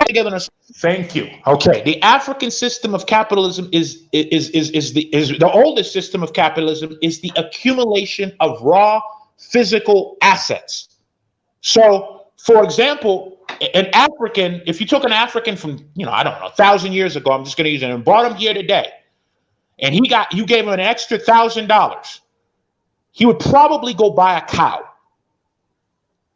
Okay? Now, everybody who might have just heard that might have said, a cow? That's ridiculous. Why would you buy a cow? That sounds insane. Well, what you don't understand is a gallon of milk costs $4. I think it's like $4 depending on where you're right, man. That price is up there. Right. It's $4. A cow, one dairy cow, produces, I think, something like 10 gallons of milk or more per day. One cow produces 10 gallons of milk per day. So in 7 days, that's 70 gallons of milk that you can sell, that you could take that milk, by the way, separate it, create butter, cheese, and milk. But let's just say you sold just milk at $4 a gallon. That means that one cow is producing for you $40 per day. Okay? So within a month, that cow puts you in a position to buy another cow. Right? Guess what? Nobody's doing that really in America. Most agricultural investments is 100% controlled by a very small group of families, which means farmland in the United States is $3,000 an acre. Yeah, but let me interject. So there was recently just a lawsuit that the black farmers carried out against a certain company for selling. Yeah, I know about that lawsuit. I'm very familiar with seeds. So, and then you got to speak on how Black Americans were stripped of all their farmland. That's true. What I'm also saying is farmland right now in the United States, because of the fact that it's an undervalued asset, because most people are moving into cities. So America has what's called is standard in the sense that it has a 70% urbanization rate. That means 70% of people who live in America live in cities. So at the same time, real quick though, but Brother Amari is doing as far as real estate. Real estate is a real asset. Right, real estate. It's a house. A house is a real asset, but a house in a city is a real asset. Very true. However, now I don't want to get complicated because I know a lot of people are not going to understand. This is not an insult to people, but there is a system that is created, that has been built in by Wall Street to allow them to be able to devalue houses in certain areas for time. I agree. Okay. So I see where you're going with and that. pump up that. So in other words, when you buy a house, when you buy a house, especially if you buy it with a mortgage, right? Right. By the time you pay for the house, if you pay for it, you will have paid for it 3 times more than what you originally took the loan out for, which means in actuality, on average, over a 30-year period, if a person actually lived in their houses 30 years, adjusted for inflation, this is important, people on average really make between 3 to 4% over a period of 30 years on a house. With a mortgage. And then I have to interject now. Okay? So when you tell somebody, oh yeah, go get a mortgage and get a house, that sounds great. But they're not really making any money on that. And what's going to probably happen within 1 to 2 generations, right? That house is going to leave that family and go back to the white community. That's what happens 90% of the time. Now, that's not the case all the time. But I'm saying, yeah, I was getting ready to say because that's not what I teach. You know what I'm saying? I'm not saying that's what you teach. I know you didn't, bro. I was just saying that's not what I teach. Let me interject. Let me interject real quick. I understand what the brother's saying, Amari, because what they do, houses in predominantly black neighborhoods, they devalue. And that's been well documented. So if you're flipping houses, if you're holding on to houses, you have Of course, that's called redlining. right, Right, Of course. right. I know about that. Another thing that an African might do, if you took an African from 1,000 years ago and bought him here, after he bought the cow, he would probably convert the fiat currency he's getting from work and sale of milk, right? Now, Right. I'm going to assume, Amari, you know exactly what a fiat currency is because you're an investor. For those who don't know what a fiat currency is, it's paper money that is not backed by any real physical asset. So, for example, 60 years ago, the dollar, the United States dollar, was backed by an equivalent value of gold. So you'd be able to take your dollar into a bank and say, give me gold. And so it was backed by that. In When I say 1971, investor too, to help you to understand, when I say that, I'm in real estate, okay? Invest in that sense. You know what I'm saying? Right, And of course, I understand, that. no one's Oh attacking your yeah, yeah. perspective. I know, brother. I'm not being defensive either. I'm Right. just saying earlier you said me understanding, but some terms you may use, I'm not a specialist. You understand? So you may use a term financially that I don't even know what you're talking about. No, So and there's more than one arena of investment. I'm just telling you, I'm in real estate. That's all I'm telling you. I'm trying my best to simplify everything I say because I know that I want everybody to understand what I'm saying, and it's not that everybody's not. It's just there's a whole bunch of these ridiculous terms that really sound more complex than they really are, and I wish there was a way to simplify the language, but there isn't. But so, No, like you the good. the United States dollar now, and since 1971, this has been the case, right? Is not backed by anything. Okay. Now, what that creates is inflation. Now, if you go online, they'll say America's inflation is 2.7%. That's actually incorrect. Real inflation is the actual cost of value of prices of goods relative to what it was before. And so if you actually take America's real inflation, because the currency is not backed by anything, and there's a demand for dollars because it's the world currency, America's real inflation is closer to that's why it's called a reserve note. It's called a reserve note because everybody pegs to the dollar, but the dollar itself is not backed by anything. So it's called a currency. It's not called money. We use the word money and currency all the time interchangeably, but that's wrong. The dollar is a currency, not money. Money is a stored value, meaning it's not going to decrease in value over time.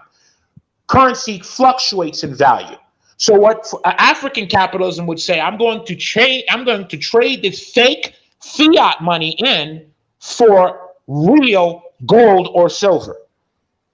And I'll give you an example of why that would work. Right now, an ounce of gold is about $1,600. When the recession hits at the end of 2020, it'll probably go up to about $3,000 an ounce. Okay, that's today. 20 years ago, and anybody could go check this if you'd like. An ounce of gold was $50. So that means within 20 years, 1 ounce of gold went from $50 to $1,500. Now, during that same period of time, the stock market has averaged about a 10% increase during that period of time. Gold literally smashes the stock market. Here's the interesting thing. Nobody's buying physical gold. Most people play the markets. Nobody's buying agricultural land. Most people want land in the city. Nobody's buying livestock. Most people just aren't interested. In the meantime, that's the area that if we were operating in our Africanness, those would be the areas that we would be focused in on. And let's just say Africans actually did stuff like that. You know what would eventually happen? We would create entire industries around that. So, for example, gold and silver storage, we would dominate that because we're the ones with all of the gold. And when currency collapses, which is going to happen, we're the only ones with any real stored value because we're the ones with gold, livestock, and agricultural land. Black people would not have food deserts because we would grow our own food. And in addition to that, it doesn't matter how much white people might want to try to destroy us or harm us or do us wrong at that point, because the products that we would sell, such as dairy, cheese, milk, and vegetable products, the international price of those products is the same wherever we go, which means we don't even have to participate within the local American economy, and we would be able to reap billions and billions and billions of dollars in wealth with no competition. And so what I'm saying is, if you're going to practice capitalism, why are we practicing the capitalism that another group already dominates and saturates and try to beat them at their game when they literally have a 250-year head start on us, when there's an entire area where we would have a 6,000-year head start on them that has always worked. So their system of capitalism has only worked for 250 years. Our system of capitalism has worked for over 6,000 years. It's always worked because the world always goes back to gold. The world always goes back to livestock. The world always goes back to land. And so what I'm saying to you is, part of retaining our mindset is retaining our own form of capitalism too. Just like the Chinese have done, they have their own form of capitalism. Just like the Arabs have done, they've got their own form of capitalism. We are the only group at this point, and the Latinos as well, that are practicing the white man's capitalism, and we're never going to beat them there because that's their shit. They made it. They control the entire mechanism. They control who gets in, who gets out. They control it. Right now, the whole trade war with China is about trying to get China to stop practicing their form of capitalism, to start practicing the European form of capitalism so that China doesn't keep growing. Okay, real quick. Let me interject. People who are interested in starting a business that's based on gold and interested in acquiring gold, I placed my Carrot Bars referral link in the chat room. Click on the link, enroll. I will make sure I will get in contact with you, and we can talk about a business. If you're interested in acquiring gold and starting a business that's based and backed on gold, please click on my Carrot Bars link and enroll as an affiliate. Okay, go ahead. Dinus, I gotta love you, man. You're a hustler for real. We got to do business sometime on another level. I just like the way, shameless plug. Well, very good. I like that. So for example, if we were practicing African capitalism, we would be the largest ranchers in the United States. We would control the beef industry in the United States. We would probably be producing goat and lamb, which, by the way, there is a shortage of in the United States because nobody is raising goats and lambs. We would be able to have huge controls of different agricultural industries because we would be going the opposite direction as everybody else. Everybody's moving to the cities, which means farmland and agricultural land is cheap. We're going to go over there and buy land for $3,000 an acre, right? And then that's what we would do. We would be practicing our own capitalism, right? The capitalism that we're practicing as blacks, I'm not going to include Latinos, I'm just going to focus on us, leads to the Kaepernick Jay-Z incident. Because Jay-Z's just being a capitalist. The white man's capitalism is highly individualistic. It is not collective in nature, which is why we don't look out for each other, because we're trying to practice their capitalism. Yeah, which goes back to Amari's point, is that we don't have unity. And I'm saying us trying to practice their capitalism along with self-hate. But what I've found here is that, believe it or not, black people have self-hate. That's true. But really, every non-white group has, to an extent, that self-hate. Go to India, and you'll see that there's a caste system, in which case the lightest skinned Indians are treated significantly better. Okay? You go to even China, man. The whole thing in Hong Kong right now is because you have a whole bunch of Chinese people who wish they were British and not Chinese. Literally, legitimately, that's the whole Hong Kong protest. So honestly, I'm like past that point, man. I got to say this. I'm like past that point because the reality is this system that all of us keep talking about, it's going to take a long time because our people are spread throughout the diaspora. Now you got Bitcoin. Now you got a way to come up with a currency. You know what I'm saying? So all these things we say we need to do, it's going to take time. And as you said, we had centuries. Okay, they got centuries ahead of us. This is not about playing catch up. This is not about playing catch up either. What this is about You know what I'm saying? It's for our people to start surviving, having, controlling everything, owning nothing, having their LLCs, learning about trust. Okay. Mm-hmm. And that's still, Mm-hmm. okay. Even the Moors, let me say this too. They talk about going to the federal level, getting pulled over, okay, and everything else like that. To me, I'm so logical. I'm a common sense dude. You're not going to get away from it unless we all move to Africa and we move under the reign of a country where no European has colonized it. That's the only way you're going to get away from it. Hold on, Amir. Period. Amir, I have to push You back know what I'm just a little saying? bit because what I just said, the African capitalism that I just said. Look, I'm a big proponent of moving back to Africa, but I'm avoiding that Well, particular it's no pushback. I'm not arguing with you. I'm just saying that the bottom line is it's going to take time for the system that we're talking about to go international. That's all I said. You know We what I'm saying? all So are I'm just saying agreeing with that. I agree with you. You know what I'm saying? Bitcoin, like Right. my friend, he has a Bitcoin business. You know what I'm saying? And you can get on with the Bitcoin, and this is Right. how we all do business together. You know what I'm saying? And what have you. So I feel you. You know what I'm saying? I'm just saying that I'm this type of person that I'm not gonna be talking about, oh yeah, everybody kumbaya, and it's gonna happen overnight. I'm Well, I I'm don't not think I'm not that type of dude. I I'm mean, realistic about the fact yeah. that we still got to deal with these systems, okay, until we start our own, until everybody come, and even we do come together, when we Right. build from that point up, it's not going to happen overnight. So I agree with you. Let's I mean, start I it. don't Let's think do anybody it, would disagree but with let's be that. What I'm realistic. saying is, you're an exclusion, but I'm saying a lot of our black leaders, not you, who are going back into the inner city and teaching our people. They're teaching them the capitalism that the white man controls and dominates. And I'm saying those who are teaching that, so we're not going to include you in this because I don't know exactly what you're teaching, but I'm saying those who are teaching that, I believe, are doing our people a disservice because number one, you're never going to catch up.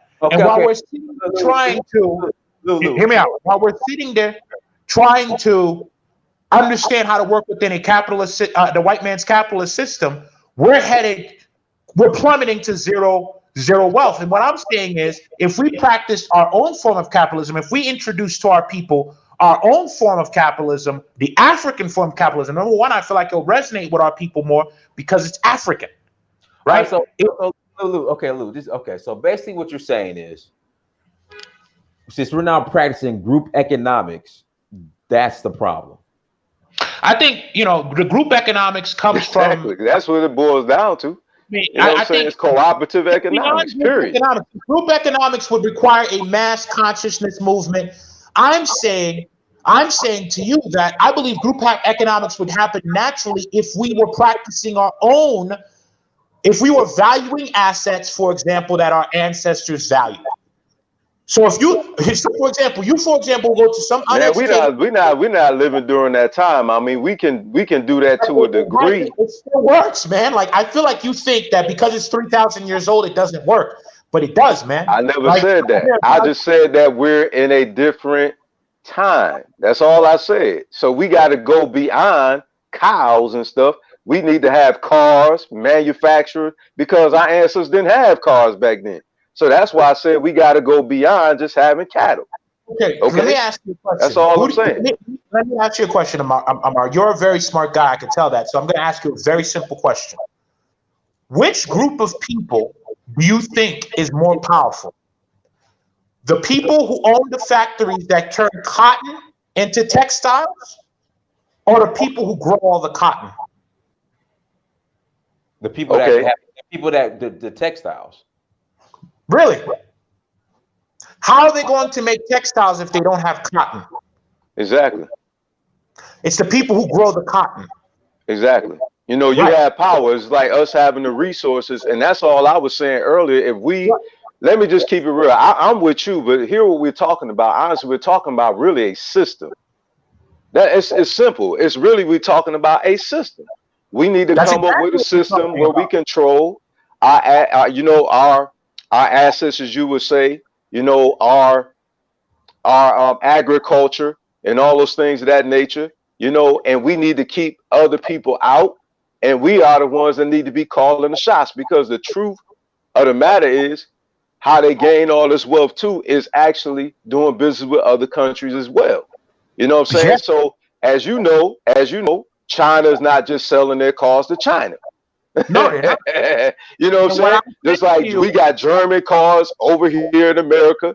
They you know what I'm saying? So that's all I'm saying. So it's learning how to control what you have, and like what you said, and recognizing that, hey, we got the power. You can't make cell phones without us. You can't make cars without us. You can't do this without us. And that's the problem, man. The problem is we don't have enough people educated over in Africa, okay, to establish these things. Right now, I'm not talking about Africa. Africa has its own set of Well, problems. I am, because that's what we all are, sitting on this doggone program. Yeah, I know. And it's not about a white man. It's about, okay. So that's what I'm talking about. What I'm saying is, for example, I'm isolating it to one small group of people to make it much easier to digest to those who are listening, so it's less confusing. For example, right? I use that analogy. Who has more control? The person who grows the cotton or the person who turns that cotton into textiles? Right? We all what I'm saying is tied to what you just said. It ties in what you just said, because Africa got the resources. Right. And so it ties it. That's why I mentioned Africa, because all these countries you talking about, brother, do business with Africa. Absolutely. The Chinese go, okay then. So that's what I'm trying to say. So Africa has to control their resources. Very much on lockstep. What I'm saying to you is, even here in America, amongst the blacks here in America, I'm saying what I feel might be beneficial to us in terms of the education we give each other should be, hey, if we're going to teach each other capitalism and how capitalism works and how to function within this capitalistic system. I think that's a fair thing. You're right about that, Amar. I'm saying let's teach our people, instead of teaching them, hey, let's go buy, you need to buy stocks, you need to invest and buy stocks, or you need to go, here's how you buy a home. And, you know, we could do that. That's great.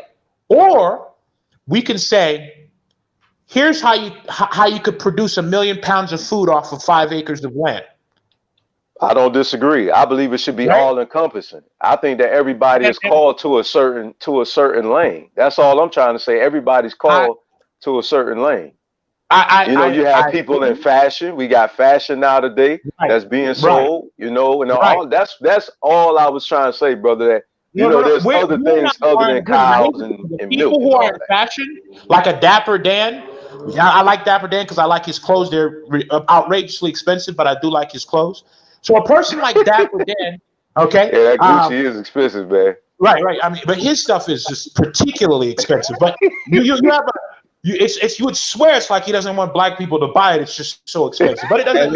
Hold on. Let me say something. I'm guilty. I have a pair of Dapper Dan shoes. I'm guilty. It's expensive as shit, bro. But that's the. I mean, you're right though. The average brother and sister won't be able to.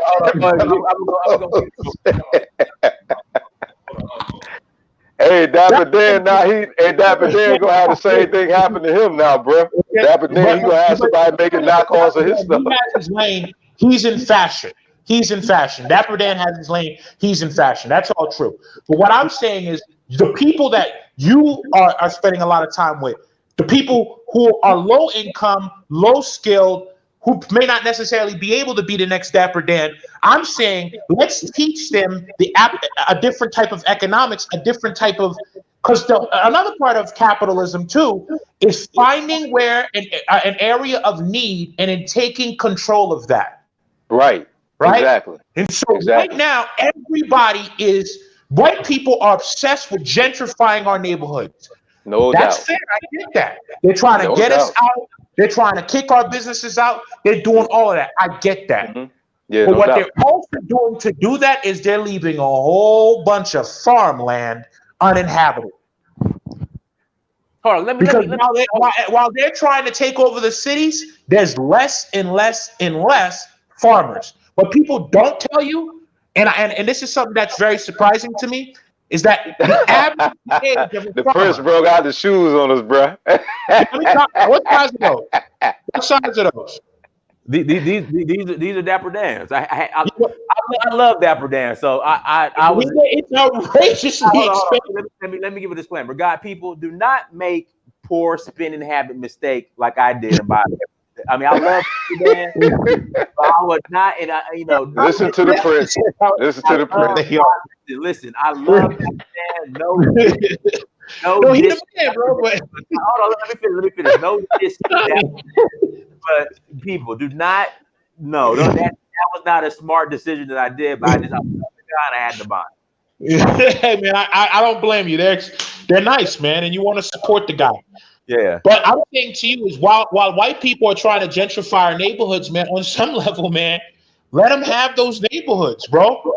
They're leaving high level quality. The average farmer is 65 years old. Do you know that America is projected to literally have a food crisis in the next 20 years? Because there won't be enough farmers to produce food. And the farmland is dirt cheap. And I'm saying to you, hey, they just gave us, if we were following the economics of our ancestors, they just made us rich.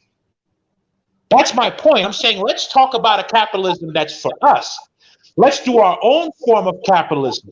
Let's do our own form of specialization, and let's not try to compete with America, with the white man. I'll give you, I hate bringing up China, but China, I like stealing their ideas because, man, they got some good ones. You know why China started heavily investing in Africa for such a long period of time? It's not even to colonize Africa, bro. Is that they realized that our products are cheap, but they're not very good. Now, this was at the time.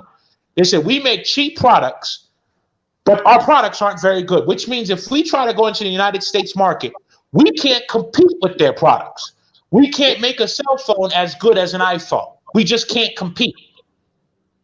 But you know what? There's this entire continent of 1 billion people who can't buy an iPhone. So they went with that being said, okay, listen. To the person that's saying that, see, I disagree. I think the actual, say you got the cotton and then say you got the textile mill or whatever that produces the actual finished product. I think the mill that produces the actual finished product, in my honest opinion, is more valuable. The reason why, see this shirt right here? If you were to give me fabric and say, Dinus, go make this shirt, I will look at you like you're stupid. I would rather just buy the finished product. That's my honest opinion. I could be wrong. Well, Dinus, I would also ask you, I'm just going to assume the shirt's made out of cotton for the sake of conversation. I don't know what it's made out of, but if I were to say to you, Dinus, grow the cotton to make that shirt, could you do it? No, not right now. I couldn't. So and both, and you're fucked in either hole. But what I'm saying to you is, though, if, for example, the cotton producer told the cotton processor, we're not going to sell you any cotton, right? He can destroy that processor. He could put that processor out of business by simply depriving him of cotton. Another thing is that cotton producer could send somebody to work at that cotton processor, learn how to process cotton, and cut the cotton processor out. The cotton processor can never cut the cotton producer out, no matter what he does. I agree. Okay? McDonald's cannot cut the beef rancher out. The beef rancher could cut McDonald's out, though. You understand what I'm saying? The interesting thing is it's easier to get into ranching and raising cattle, and it costs less and it requires less skill and knowledge and know-how than it does to run a McDonald's. Since we are deprived in knowledge and skills by 250 years due to systematic oppression, we need to go into focus our people in an avenue that requires less skill but gives us just as much power. And I'm saying our natural economic system, our natural capitalistic system, which is any idiot, I don't care if this guy's never gone to school, that means he can't read and can't write. You could explain to him that if you take this piece of gold and you hold on to it, it's going to be worth more later. He could understand the trade of gold because it's simple and it works. You think you could explain to an illiterate person how stocks and bonds work? And he actually understand it? No, man, he's not going to get that. He's not going to understand how, the fact that stocks that fluctuate every hour of every day. And he's not going to understand mutual funds and S&P 500s and index funds and derivatives and recessions, bull, bear markets. He's not going to understand that. The complexity is substantial. But the concept of buying gold, take the money. If you got an extra $1,500, buy gold at whatever it costs and take that and store that away. He could understand that. That's our system. But guess what? If he just did that, when the economic system crashes, which it does every 10 years, by the way, all that gold that he's got is going to skyrocket in value because he has real money. Our system with that being said, everybody, if you're interested in acquiring gold, starting a business, my link is in the chat room. Please follow the link, click on the link, sign up as an affiliate. You'll get a personal phone call from me and my partner, Fitzgerald Stevens. Again, the link is in the chat room. All right, go ahead. Or even if a person, peace and blessing, family. I'm going to exit, family, because we did, we kind of like off the topic now. We totally talk about finances. Well, no, you brought finances, and Amir, man, your bringing up finances is a great thing. You shouldn't jump off because this is an important conversation, man. And honestly, I'm glad I ran into you today because, like, I didn't realize personally how financially illiterate we are. I agree with you on that. I didn't realize that. And what I'm also saying is I'm also in the process of listening to you talk. A major revelation hit me is that maybe part of the reasons we're struggling economically is because we are trying to practice economics that is not inherently ours. Exactly, because the truth is, even over in Africa, as you know, like our countries that's colonized, it's not even our people face on it. You understand? So that's the only thing I was trying to say is that we literally have a lot of work to do. It's just sometimes I hear people talk about these plans and I'll be like, it's not that simple. It's not that easy to reach a people who's been dispersed throughout all these different continents, you know what I'm saying, and try to bring everybody together. And then you're dealing with a colonized mindset. You know what I'm saying? You got people who you can't even walk down in your own neighborhood without somebody trying to hurt you. You know what I'm saying? So I'm like, yo, how we gonna do this? You know what I'm saying? Like snap, crackle, pop, man. We first got to get in our right mind, man.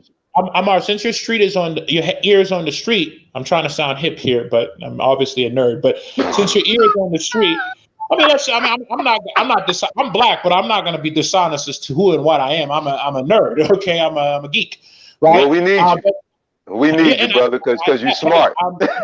So we need you. With being uncool. I may be a geek, but I'm a sly motherfucker. There you go. But since your ear is on the street, let me ask you a question.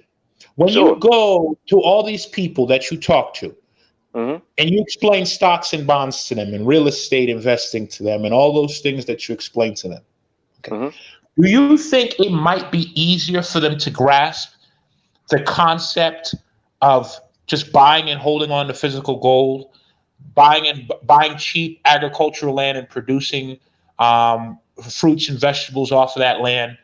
Like, do you think that they would have an easier time grasping something like that versus grasping stocks and bonds and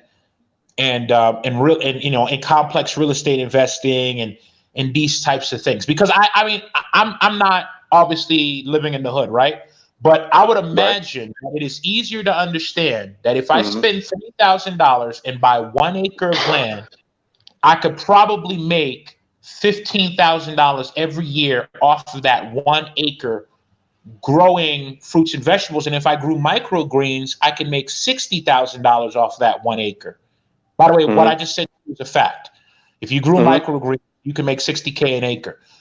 And it's super easy to grow microgreens, like ridiculously, right? And so I wonder if we would have an easier time understanding that than this concept of stocks and bonds. If we simply said, listen, you could spend $3,000, buy 1 acre of land, plant some microgreens that is going to grow in 30 days, and off of that harvest, you can sell that, and you're going to make this much money.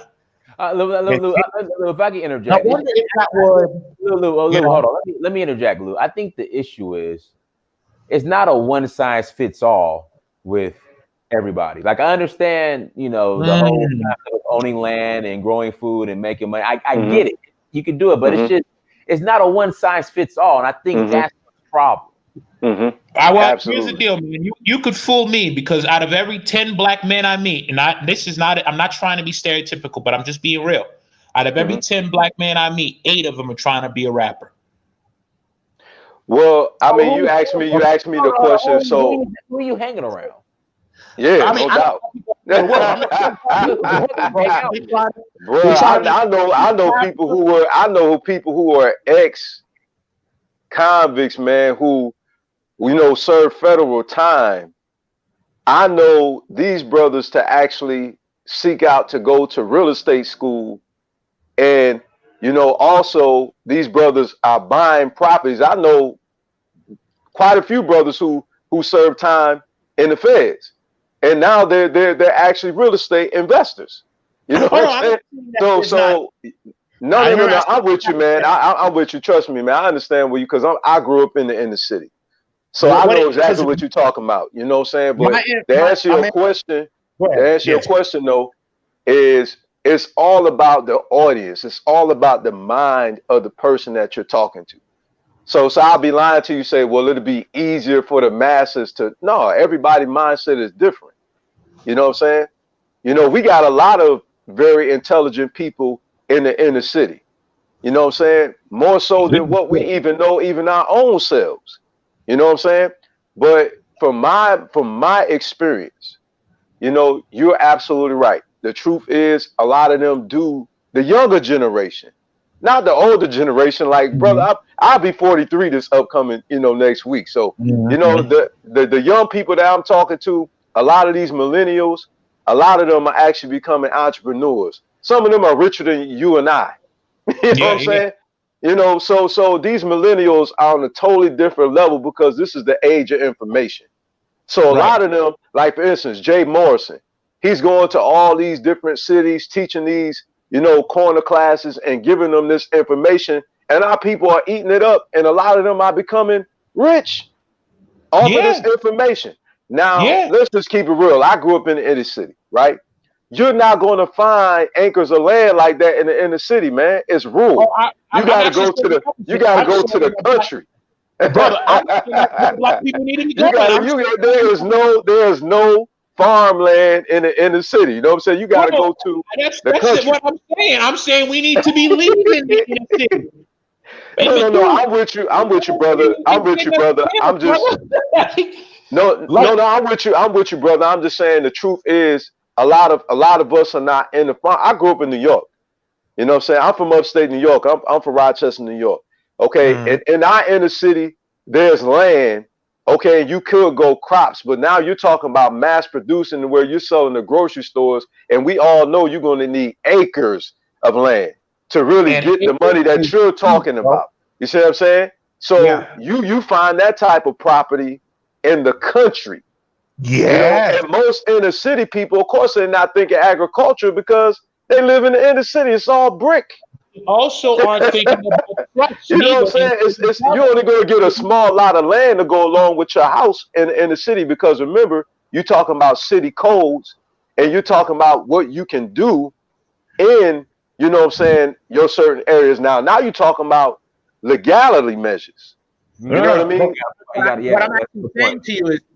What I'm saying to you is that's my whole point. The inner city person also isn't thinking about a trust or an LLC or any of the other things, right? True. Until you present that to them, right? Exactly.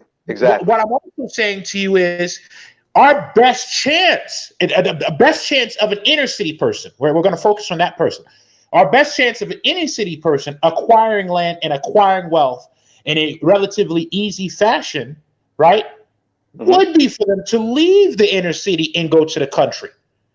Because in the country, they can get land for anywhere from $1,000 to $2,000 to $3,000, in the country, they could talk directly to the landowner and probably get that person to do. You know, I agree with you.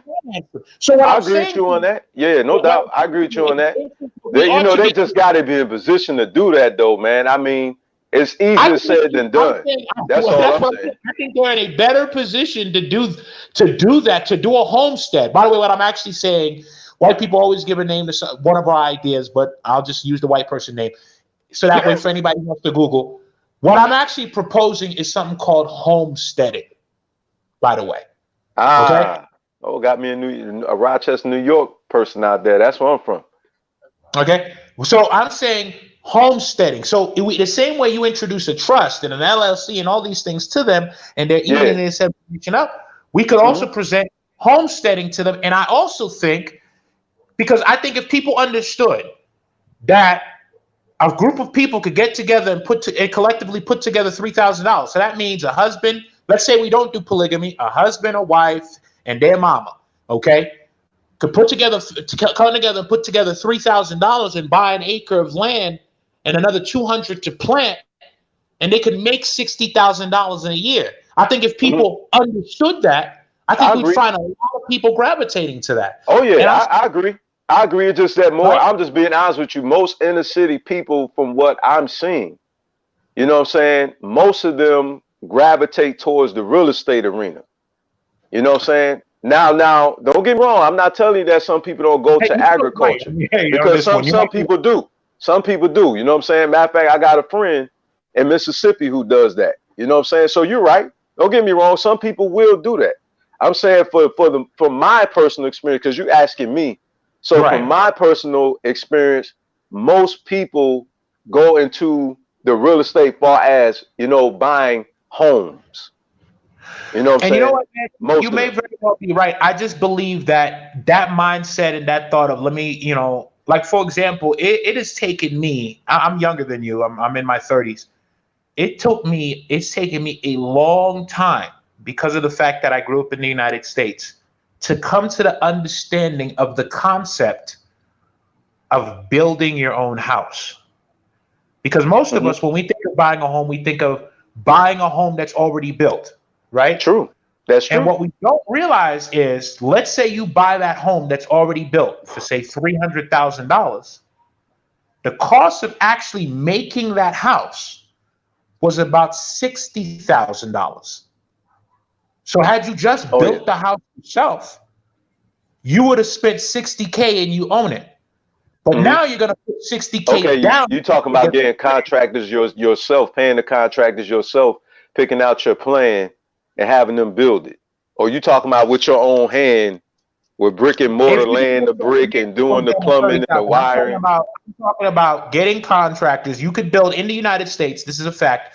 In the United States, depending on where you are, and if you use foreign labor like Mexicans, which sounds racist, but it's not, you could build a 3-bedroom, 2-bathroom, 1,500 square foot house for about $50,000 to $60,000. Yeah, depending on, you know, what state you're in, and you know how the you know economy is at that time.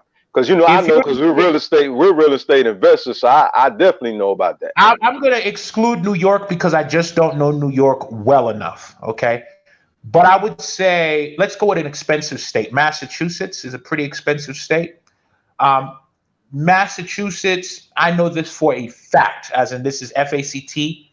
If you go, because I like to make sure I'm not wrong, and I don't like looking like an idiot. If you go about an hour and a half outside of Boston city center, you could probably buy a piece of land there for about $7,000 to $8,000 because of the fact it's Boston. And you could build a home there as long as you use non-union labor, which you now legally don't have to do, because you would be outside of city ordinance. Once you're outside of city ordinance, you're no longer in city jurisdiction, which means the laws change. There's less regulation. You're not obligated to use union labor. The code standards decrease as well. So you don't have to go through an inspector. Permits are easier to come by. Sometimes you don't need a permit at all. If you're in a red or blue state, if you're in a blue state, you need a permit. If you're in a red state, you don't need a permit. And you could build your house. And you could build a house in Boston, in Massachusetts, not Boston, an hour and a half outside of Boston, $75,000, 3-bedroom, 2-bath. After you build that house, by the way, you could turn around and sell that house now for the market value, $275,000, $300,000. Versus now keep this in mind. That same $75,000 is what you would have otherwise had to take and put down as a down payment on the finished house, and then take on the mortgage. Hey, can I interject real quick?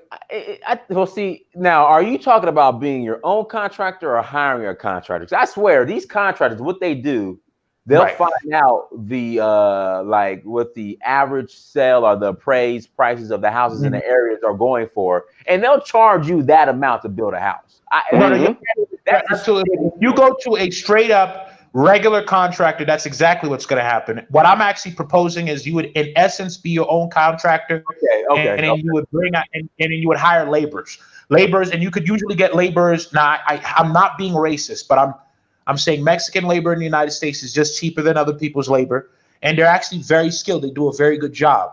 And so you would be your own contractor, your own foreman, and you would just hire those laborers, and then you'd be able to knock out the entire project in a place like as expensive as Massachusetts for $75. If you're going out of Mississippi, Georgia, where you live, like for example, you're in Georgia. If you go to Commerce, Georgia, which is about an hour outside, I know where Commerce is. You could go to Commerce. You know this. You could get an acre of land out in Commerce for like $1,800. And I don't think about that cheap, but I mean, a few years ago, it might have gone up $1,800, and you know, just like I know, nobody's gonna fuck with you in Commerce. They don't give a fuck what you do over there. True, right? And you could just build your house. It'll cost you $50,000. Yeah, and then you build the house. That same house now has an additional $100,000 value built into it. But so now, what are you now? What is now when you talking about doing this too? You gotta look at the demographics. Are you talking about a retirement home now? You got to look at what are you trying to do with that home. Are you trying to buy it to live in it? Because now when you're talking about investing, man, you got to look at the amenities around you too. Mm-hmm. You know what I'm saying? So you got to also take that in consideration when you're building a property. You know what I'm saying? So that comes into play as well, man. I'm going to use what I know, and since Dynas is here, he'll be able to correct me on any area I might be wrong. If I believe that Commerce, which is an hour outside of Atlanta, it's only an hour, so it's an hour drive. If you really wanted to go to the strip club or something, do something cool in Atlanta, it's only an hour. But I mean, we had to go straight to the strip club, man. Everybody else today. That is not a judgmental comment. I believe strippers provide a needed and valuable service. Okay, we need to respect strippers more. Okay, that's what I say. Strippers save marriages, if you ask me. Okay, so strippers are good. But I don't know about that, man. My wife out there in the chat, bro. I don't know about that. Amar be single. Okay, man. But I mean, but here's my point. I believe in Commerce. Commerce, by the way, is just a small town. There's small towns. It's about 30 minutes outside of Athens. For example, in Athens is because what we used to do, we used to go to there's a racetrack in Commerce, so we used to go to Commerce to race cars. Right. So I mean, it would be a different lifestyle, but I also think that it's going to empower you to do more. So, for example, it costs you, right, $2.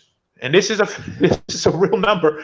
This is laughable when you actually think about it. It costs you $2 to grow 100 pounds of tomatoes.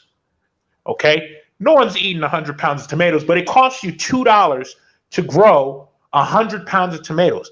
Now, if I'm not mistaken, if you go to the grocery store and buy 2 pounds of tomatoes, you're gonna pay $5.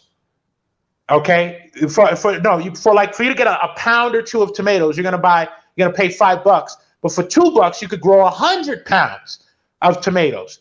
So I'm saying to you that I would encourage more people in if we were practicing African economics, African capitalism, we would be relatively self-sufficient people. As in, we own our land, we would grow our food, we would build our houses, we wouldn't have much debt. And by the way, that type of wealth, yes, I don't disagree at all. I don't. Absolutely, brother. I agree with that. I really do. Because Right. So whoever feeds you, I agree with you. Whoever feeds you, like Julius Nyerere said, controls you. And Thomas Sankara, they both said that. isn't it interesting that it's two Africans who say that? Because our form of capitalism is inherently agricultural. It's inherently self-sufficient.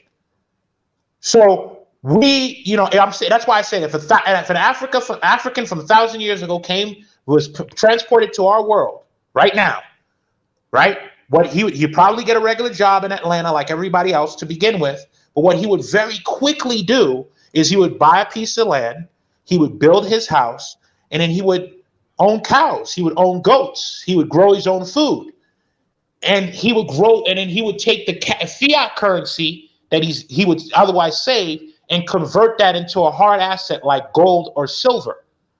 Now, here's the interesting thing. Imagine if you did that your entire life. By the time you die, you would probably have, 30, 40, 50 acres of land, maybe a couple houses built on your property, running off of solar panels with your own wells. You probably have about 100 cows, maybe another 100 goats, maybe another 100, sheep, right? You'd probably have maybe 100, maybe 100 kilos worth of gold, right? Mm-hmm. You would own all of those assets and no debt. Do you understand how rich that person is? You just said something. The debt part. No debt. Yeah. And yeah, so man.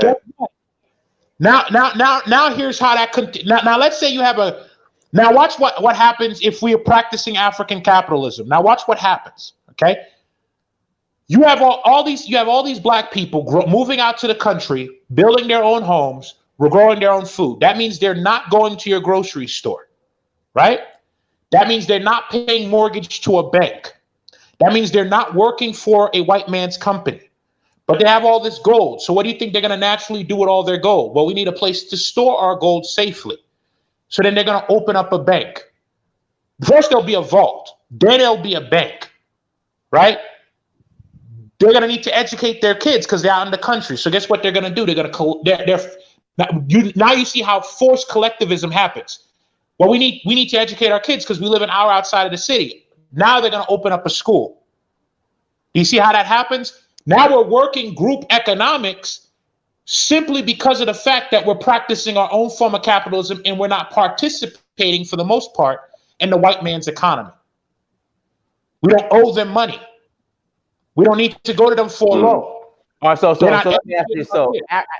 With African capitalism, you can't be in debt. You won't be in debt.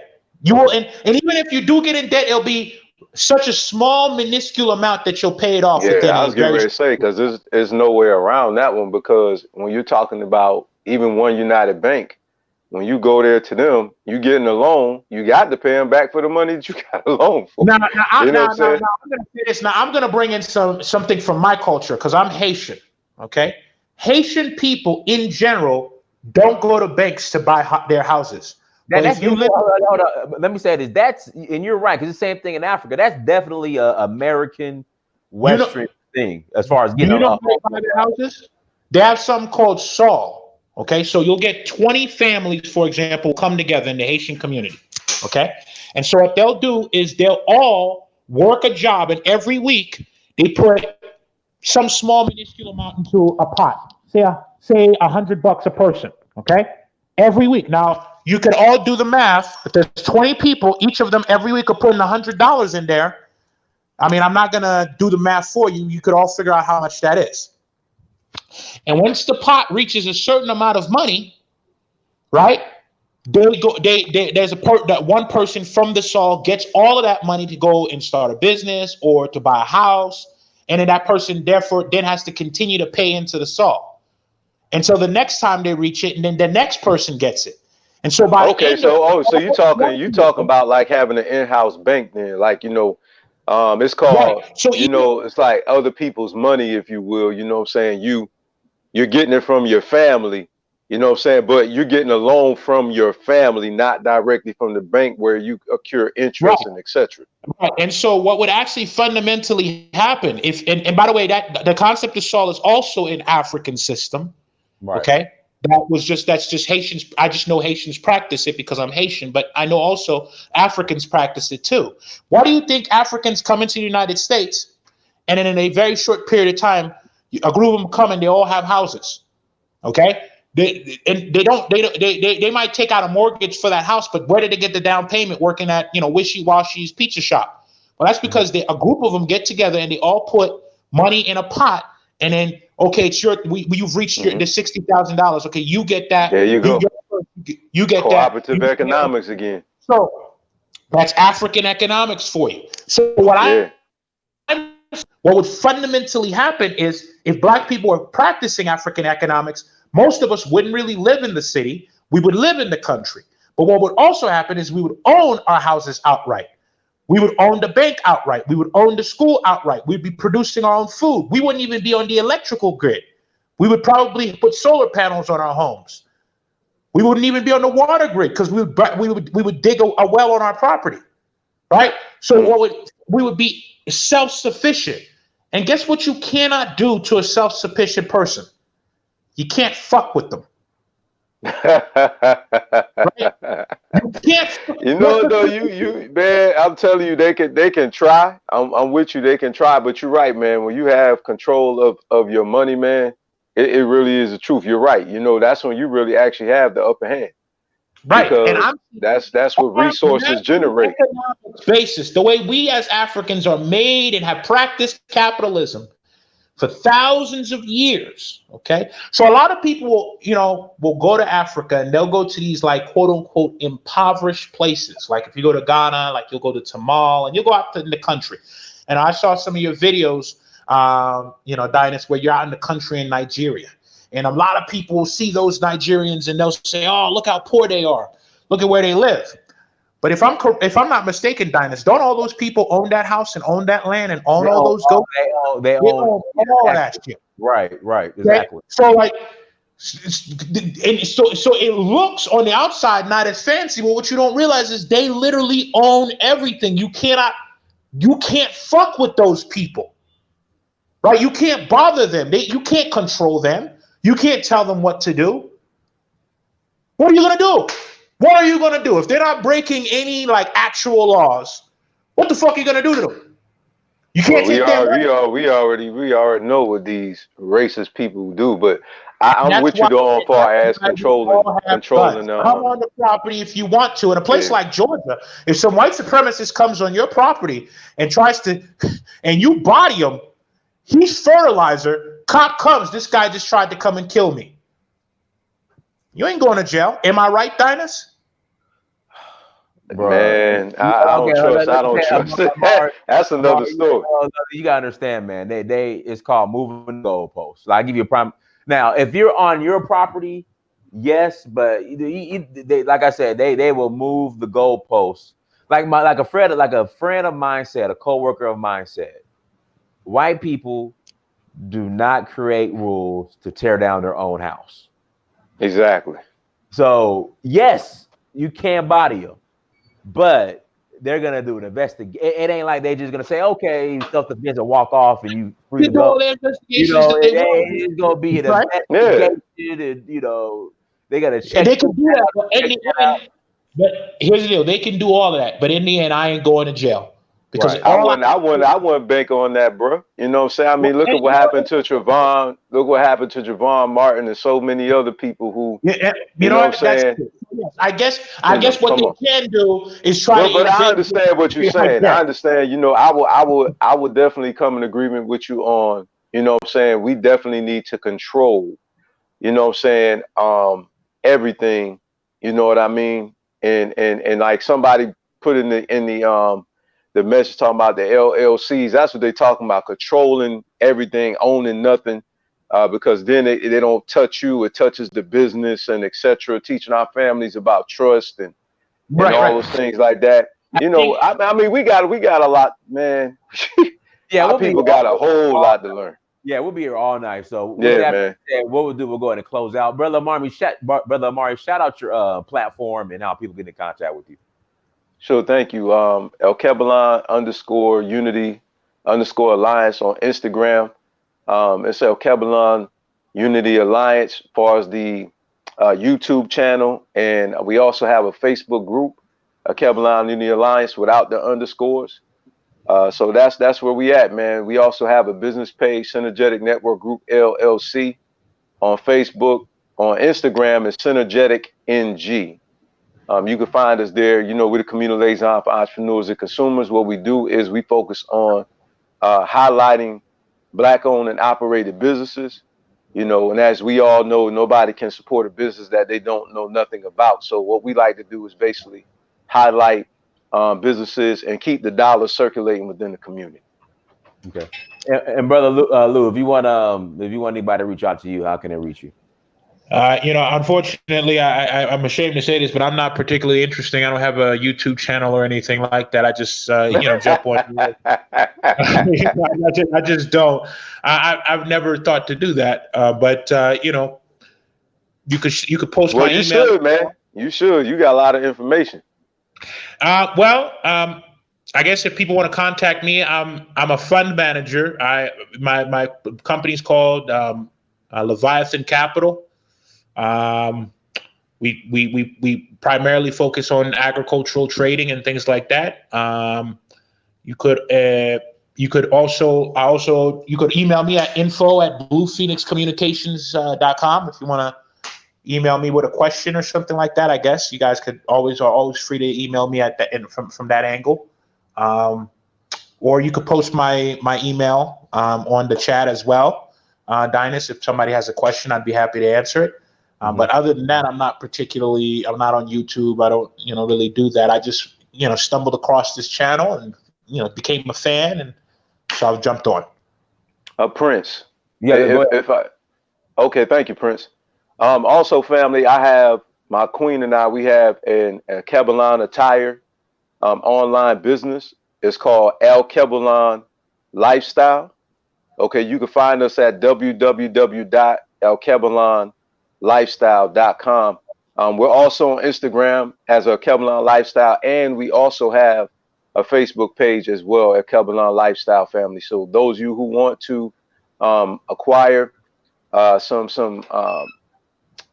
accessories as well, we have accessories from Kenya, and the clothing comes from Accra, Ghana, for the men. It's a men's clothing line. Okay, that's it. But we do have accessories for the women, purses, jewelry, and everything, and all of the items come straight from Kenya, and it's all African owned and operated. Actually, I will do a shameless plug here. I had mentioned earlier that I think we should practice polygamy. I'm a polygamist myself. I have 2 wives.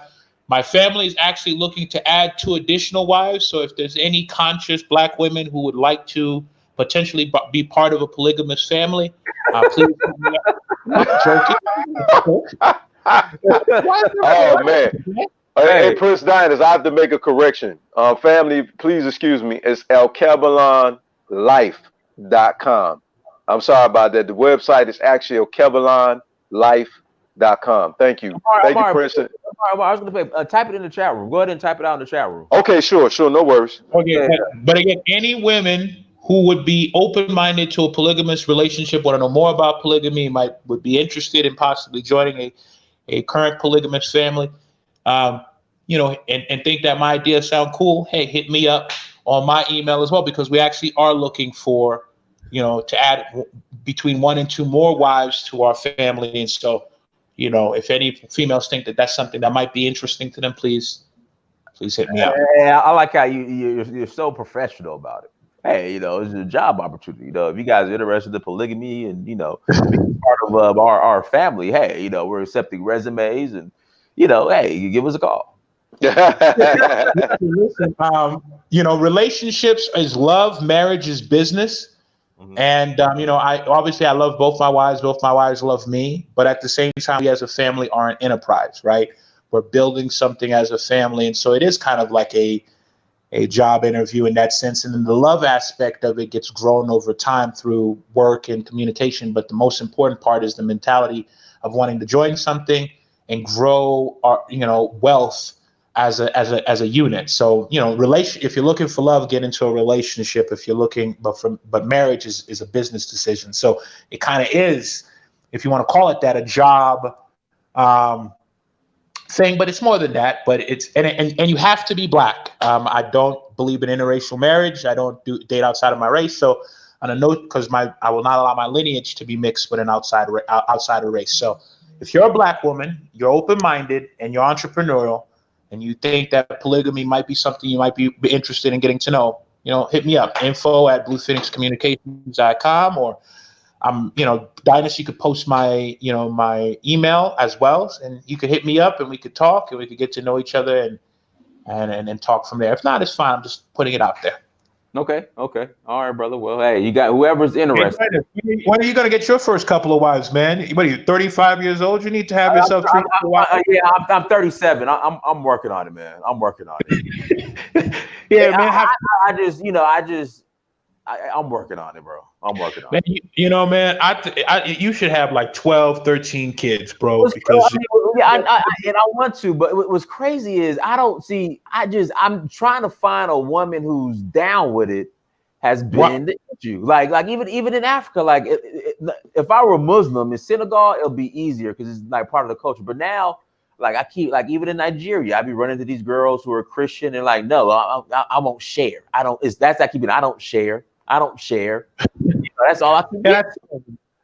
And hey, man, I believe, I will say this with me personally. One thing I do believe in, and I think is important, polygamy doesn't work if you ever, under any circumstances, lie. So the number one rule in a polygamous relationship, especially if you're a dude, is never, ever, ever lie. So, but how about this? You've got 300-400 people. Any ladies who might be interested in Dynas, just put in the chat, I might be open to that, because Dynas, man, I believe I mean, the person needs love too. The person needs some love.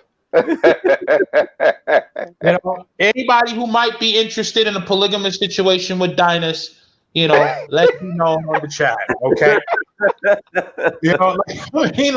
I bet you there's gonna be one or two women who said I might be on the chat who's gonna say, yeah, I guarantee it.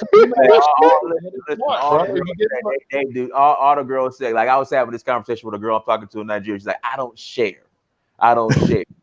Yeah, I remember that. You know what, man? I can't speak to that. I don't know what your personal experience is. For whatever reason, I have never had a hard time finding women interested in being a part of a polygamy thing, because I think if you just explain the vision to women, I believe most women are smart enough to see something if it makes sense. You just have to make it make sense. I believe that. Man, they say that until they get into it, bro. That's another topic, man. We could go on another. Anyway, man. That's another topic, bro. All right, man. All right, y'all. Well, everyone, thank you so much for joining us. Make sure you go to Search for Uhuru on Instagram, Snapchat, Twitter, and Facebook. Like, share, and subscribe. Hopefully, you guys enjoyed the conversation tonight. Until next time, family. That is Samir. Search for Uhuru. Peace.